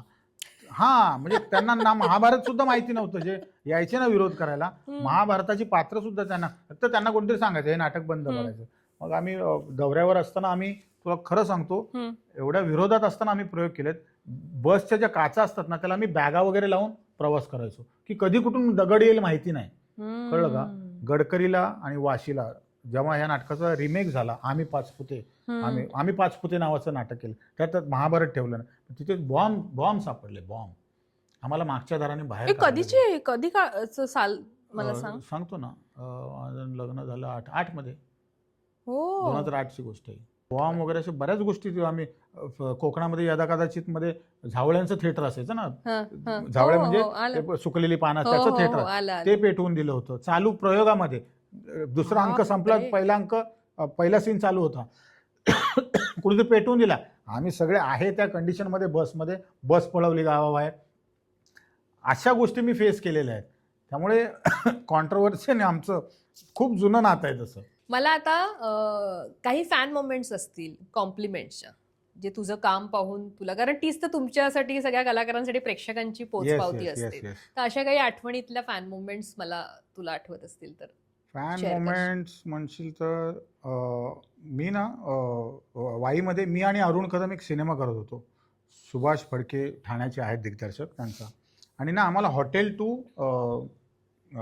सेट हम्म. आम्हाला एक गाडी असायची रोज सोडायला आणायला. हम्म. तर आमचे ड्रायव्हर पण फिक्स असायचे. तर शेवटच्या दिवशी ते ड्रायव्हर मला भेटले आणि म्हणाले की सर तुम्ही आमच्या गावात जरा येता का, गणपती चालू आहेत. म्हटलं कशाला, म्हटलं वेळ नसतो रे, आता आज रात्री म्हटलं निघणार आम्ही, हा. आपण या ना, तुम्हाला काय ते दाखवायचं. म्हटलं काय दाखवायचं, तर तुम्ही ते 9/11 नाटक केलं होतं ना. म्हटलं हो. आणि 9/11च्या त्या काळात सीडीज निघाल्या होत्या हम्म. आणि त्या एवढ्या पॉप्युलर झाल्या होत्या ना. नाटकांमध्ये नंबर 1चं नाटक होतं 9/11, ज्याच्यात माझ्या 10 भूमिका होत्या. तर त्याच्यामध्ये ना एक मास्तराचं कॅरेक्टर होतं 9/11. काय गंमत केली मी, असं ते कॅरेक्टर बोलायचं, कळलं का. त्यामुळे ते ना इंटरव्हल नंतर पात्र होतं, पण ते पात्र आणि तो सीन बघण्यासाठी ना लोक इंटरव्हलला पण तिकीट काढून यायचे. एवढा तो पॉप्युलर तो मास्तर तो झाला होता. हा. आणि मग म्हणे सर तुम्ही ते मास्तर केला होता ना, हा. तर त्याचं ना चलचित्र आहे ना, ते आमच्या गावच्या गणपतीमध्ये केलेलं आहे. हम्म. आणि ते ना तुमच्यासारखंच असे त्याची बॉडी मुवमेंट वगैरे सेम तुमच्यासारखे. म्हटलं माझं चलचित्र गणपतीला, खरं की काय. आणि मी खरंच जाऊन बघितलं तर खरंच माझ्यासारखं त्यांनी हुबेहूब मूर्ती त्यांनी बनवली होती आणि जी चालायची बोलायची वगैरे. So this is a very fan moment. म्हणजे फारच म्हणजे मनाला लागणारा होता. आणि तो खूप माझा तो तरुणपणाचा काळ होता खूप. हम्म. म्हणजे तेव्हा नवरा माझा नवसाचा सुद्धा नव्हता. हम्म. हे नाटकाची फॅन होते, नाटकाचे.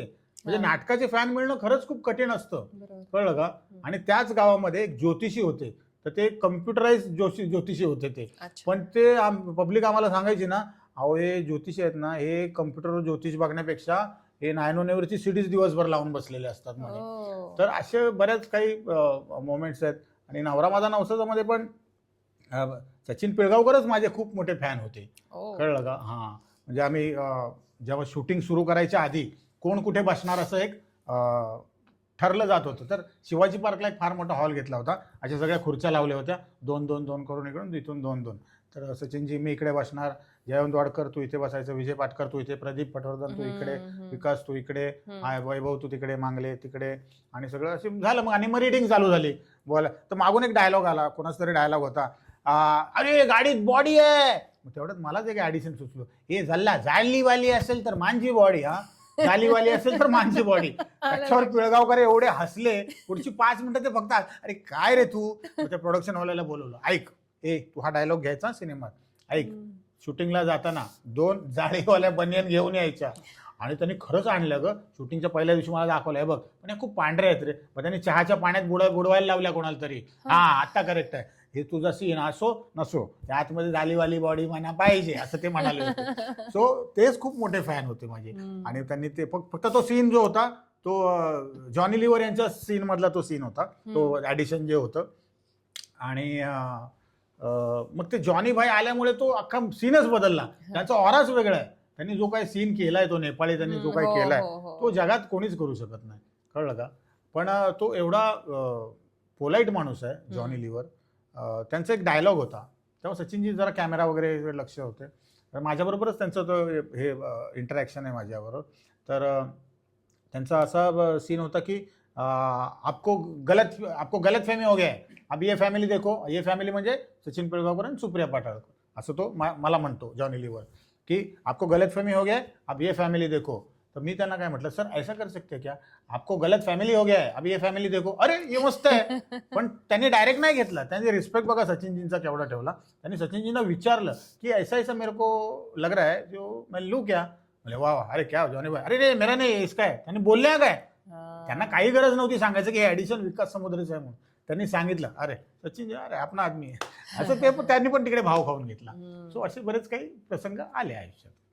विकास, आता एक नवी इनिंग तू सुरू केली आहेस, तुझं काम सुरू झालंय एका मोठ्या संघर्षानंतर, जी फिजिकल तुला चॅलेंजेसला सामोरं जावं लागलं. मग आता पण असं असतं ना कलाकाराचं, की त्यांना खूप लोकांसोबत कामं करायची असतात, हा, त्यांनी ते हा. ठरवलेलं असतं. या हा, हा. टप्प्यावर असा कोणता कलाकार आहे की ज्याच्यासोबत तुला एखादं नाटक करायला आवडेल, एखादा सिनेमा करायला आवडेल, एखादा टीव्ही शो करायला आवडेल, जी तुझी इच्छा आहे? हां, माझी फार पूर्वीपासूनची इच्छा आहे, कळलं का. टी व्ही शो नाही पण अशोक सराफांसोबत मला एक नाटक ओ, ज्याच्यामध्ये आम्ही दोघं मुख्य भूमिकेत असू. वा, मला एखाद दुसरा सीन नाही करायचा आहे त्यांच्याबरोबर. मग मला त्या नाटकाचे कोणी पैसे नाही दिले तरी चालेल. वा वा तर मला नाटकामधून अशोक मामांबरोबर खरंच खूप काम करायला आवडेल आणि तो लवकर प्रसंग यावा. ते सुद्धा 75+ आहेत, मी सुद्धा 50कडे चाललो आहे. हा प्रसंग लवकर यावा आणि एक मनात इच्छा आहे, बघू झाली पूर्ण तर झाली. माझ्या एवढ्या इच्छा देवाने पूर्ण केल्यात, ही पण करेल कदाचित. हम्म. आता मला एक 2 प्रश्न असे विचारायचे आहेत. विकास साठी संघर्ष एका शब्दात तू काय म्हणशील? संघर्ष माझ्यासाठी आहे न चुकणारी गोष्ट. हम्म. ही म्हणजे असावी तुम्हाला लाईफमध्ये. असावीच. हे बघा सिंपल आहे. हे बघा, जेव्हा एखादा माणूस बेड रिडन असतो, हॉस्पिटलमध्ये असतो, ICU मध्ये असतो आणि जेव्हा मॉनिटरवरती जेव्हा अशी स्ट्रेट लाईन येते टिंग, तेव्हा तो माणूस संपलेला असतो. ते स्ट्रेट असणं इम्पॉर्टंट नाही आहे. हा जोपर्यंत ECG तुमचा असा असा, अप्स असा. Downs ups down ups down चालत नाही ना, तोपर्यंत माणूस जिवंत नसतो. आणि हे अप्स अँड डाऊन्स तुमच्या लाईफमध्ये जोपर्यंत आहेत तोपर्यंत तुम्ही जिवंत आहे. फक्त या अप्सला तुम्ही कसं घेता, या डाऊन्सला कसं तुम्ही घेता, तुम्ही पुन्हा अप कसं जाता, हे सगळं तुमच्या हातामध्ये आहे, तुमच्या कर्तृत्वामध्ये आहे, तुमच्या वागणुकीवरती आहे. असं माझं प्रांजळ मत आहे. एक शेवटचा प्रश्न असा की आज ज्या पद्धतीनं तुझ्या आयुष्यात तुझी बायको, तुझी फॅमिली तुझ्यासोबत उभी राहिली, काही लोकांविषयी तू बोललास मुलाखती दरम्यान, ते तुझ्यासोबत उभे राहिले, पण ती एक शक्ती असते की जी तुम्हाला कायम सपोर्ट करत असते. दैवी शक्ती, देव म्हणतो आपण ज्याला, की त्याच्या ह्याच्यात देव तरी त्याला कोण मारी. आणि Correct. म्हणून आज विकास आमच्या समोर आहे. सो त्या अध्यात्माविषयी, त्या देवाविषयी, त्या न दिसणाऱ्या शक्तीविषयी पण तिच्या ताकदीविषयी विकासला किती महत्त्व आहे, तो त्याच्याकडे कसं पाहतो? ऑफकोर्स हे सगळं जे काय घडवून आणलं आहे ते परमेश्वरानेच घडवून आणलं आहे. आपण फक्त बघत असतो की ह्या माणसाने हेल्प केली, त्या माणसाने हेल्प केली, पॉलिटिक्समधून इथून हेल्प केली, बॉलिवूडमधून इथून केली, मराठी फिल्म इंडस्ट्रीमधून, कुटुंबामधून ह्याने हेल्प केली. पण हे सगळे जे घडवून आणत असतो ना, तो परमेश्वरच असतो. हे माणसाचं काम नाही आहे, कळलं का. एखादी चुकीची गोष्ट होत असेल ना, चुकीची गोष्ट ही दानव करत असतो किंवा सैतान करत असतो. पण या ज्या चांगल्या गोष्टी तुमच्या आयुष्यामध्ये घडत असतात ना, हे मानव फक्त त्याचा एक हे आहे, काय म्हणतात, सहारा आहे, कळलं का, माध्यम आहे. ते माध्यम, हे सगळं जे काय घडवून आणत असतो ते तो परमेश्वरच करत असतो. आणि परमेश्वरामध्येच एवढी शक्ती आहे की जो मेलेल्यातून एखाद्याला वाचवू शकतो, त्याला पुन्हा पायावर उभा करू शकतो, त्याला त्याच्या कुटुंबासाठी आणि समाजासाठी अवेलेबल करून देऊ शकतो. हे फक्त ती दैवी शक्तीच करू शकते आणि हे परमेश्वरच करू शकतो. आणि माझा परमेश्वरावर पहिल्यापासून विश्वास असल्यामुळे त्याने माझ्या कुटुंबाच्या प्रार्थना ऐकल्या आणि आज मला त्यांच्यासाठी अवेलेबल केलेलं आहे, असं माझं प्रांजळ मत आहे. निश्चित. आणि निश्चित आत्ता तू जो अवेलेबल शब्द वापरलास तो मुलाखतीच्या शेवटी मी तेच म्हणेन की आत्ता विकासही आपल्याला दिसण्याच्या माध्यमातून अवेलेबल लवकरच होतोय किंवा होईल किंवा त्याचं काम सुरू आहे. त्यामुळे हा जो प्रश्न होता आपण इंटरव्ह्यूच्या सुरुवातीला घेतला की विकास समुद्रे सध्या काय करतोय, तर विकास समुद्रे खूप काही करतोय आणि आता लवकरच तो अवेलेबल होईल. हो, प्रेक्षकांच्या काय म्हणतात, एक आपण सेवाच करत असतो आपल्या Yes, yes, अभिनयाच्या definitely, माध्यमातून. 100%. त्या सेवेसाठी तू लवकरच प्रेक्षकांसमोरही येशील. नक्कीच मलाही खूप आवडेल प्रेक्षकांसमोर पुन्हा एकदा यायला. मी म्हटल्याप्रमाणे एकदम फटकन नाही होणार आहे या गोष्टी. हळू करत मी ज्या प्रकारे सुरुवात केली होती त्याच प्रकारे मी पुन्हा एकदा सुरुवात करणार आहे. अचानक वन नाईट स्टार मी पुन्हा नाही होणार आहे, पण मी तुमच्या भेटीला अवश्य हळूहळू करत मी नक्कीच येईन आणि तुमचे आशीर्वाद असेच माझ्या पाठीशी असू द्या. छान. आणि खूप मस्त वाटलं इतक्या दिवसांनी तुझ्याशी बोलताना. आणि अभिजात मराठी फिल्मीतर्फे मी खूप आभारी आहे तुझी की या मंचावर मी नव्यानं आता प्रवेश केलाय, तर तू त्या ह्याच्यातला यादीतला Yes. एक गेस्ट बनलास आणि तुझे खूप आभार आहेत की तू आलास वेळ काढून. थँक्यू.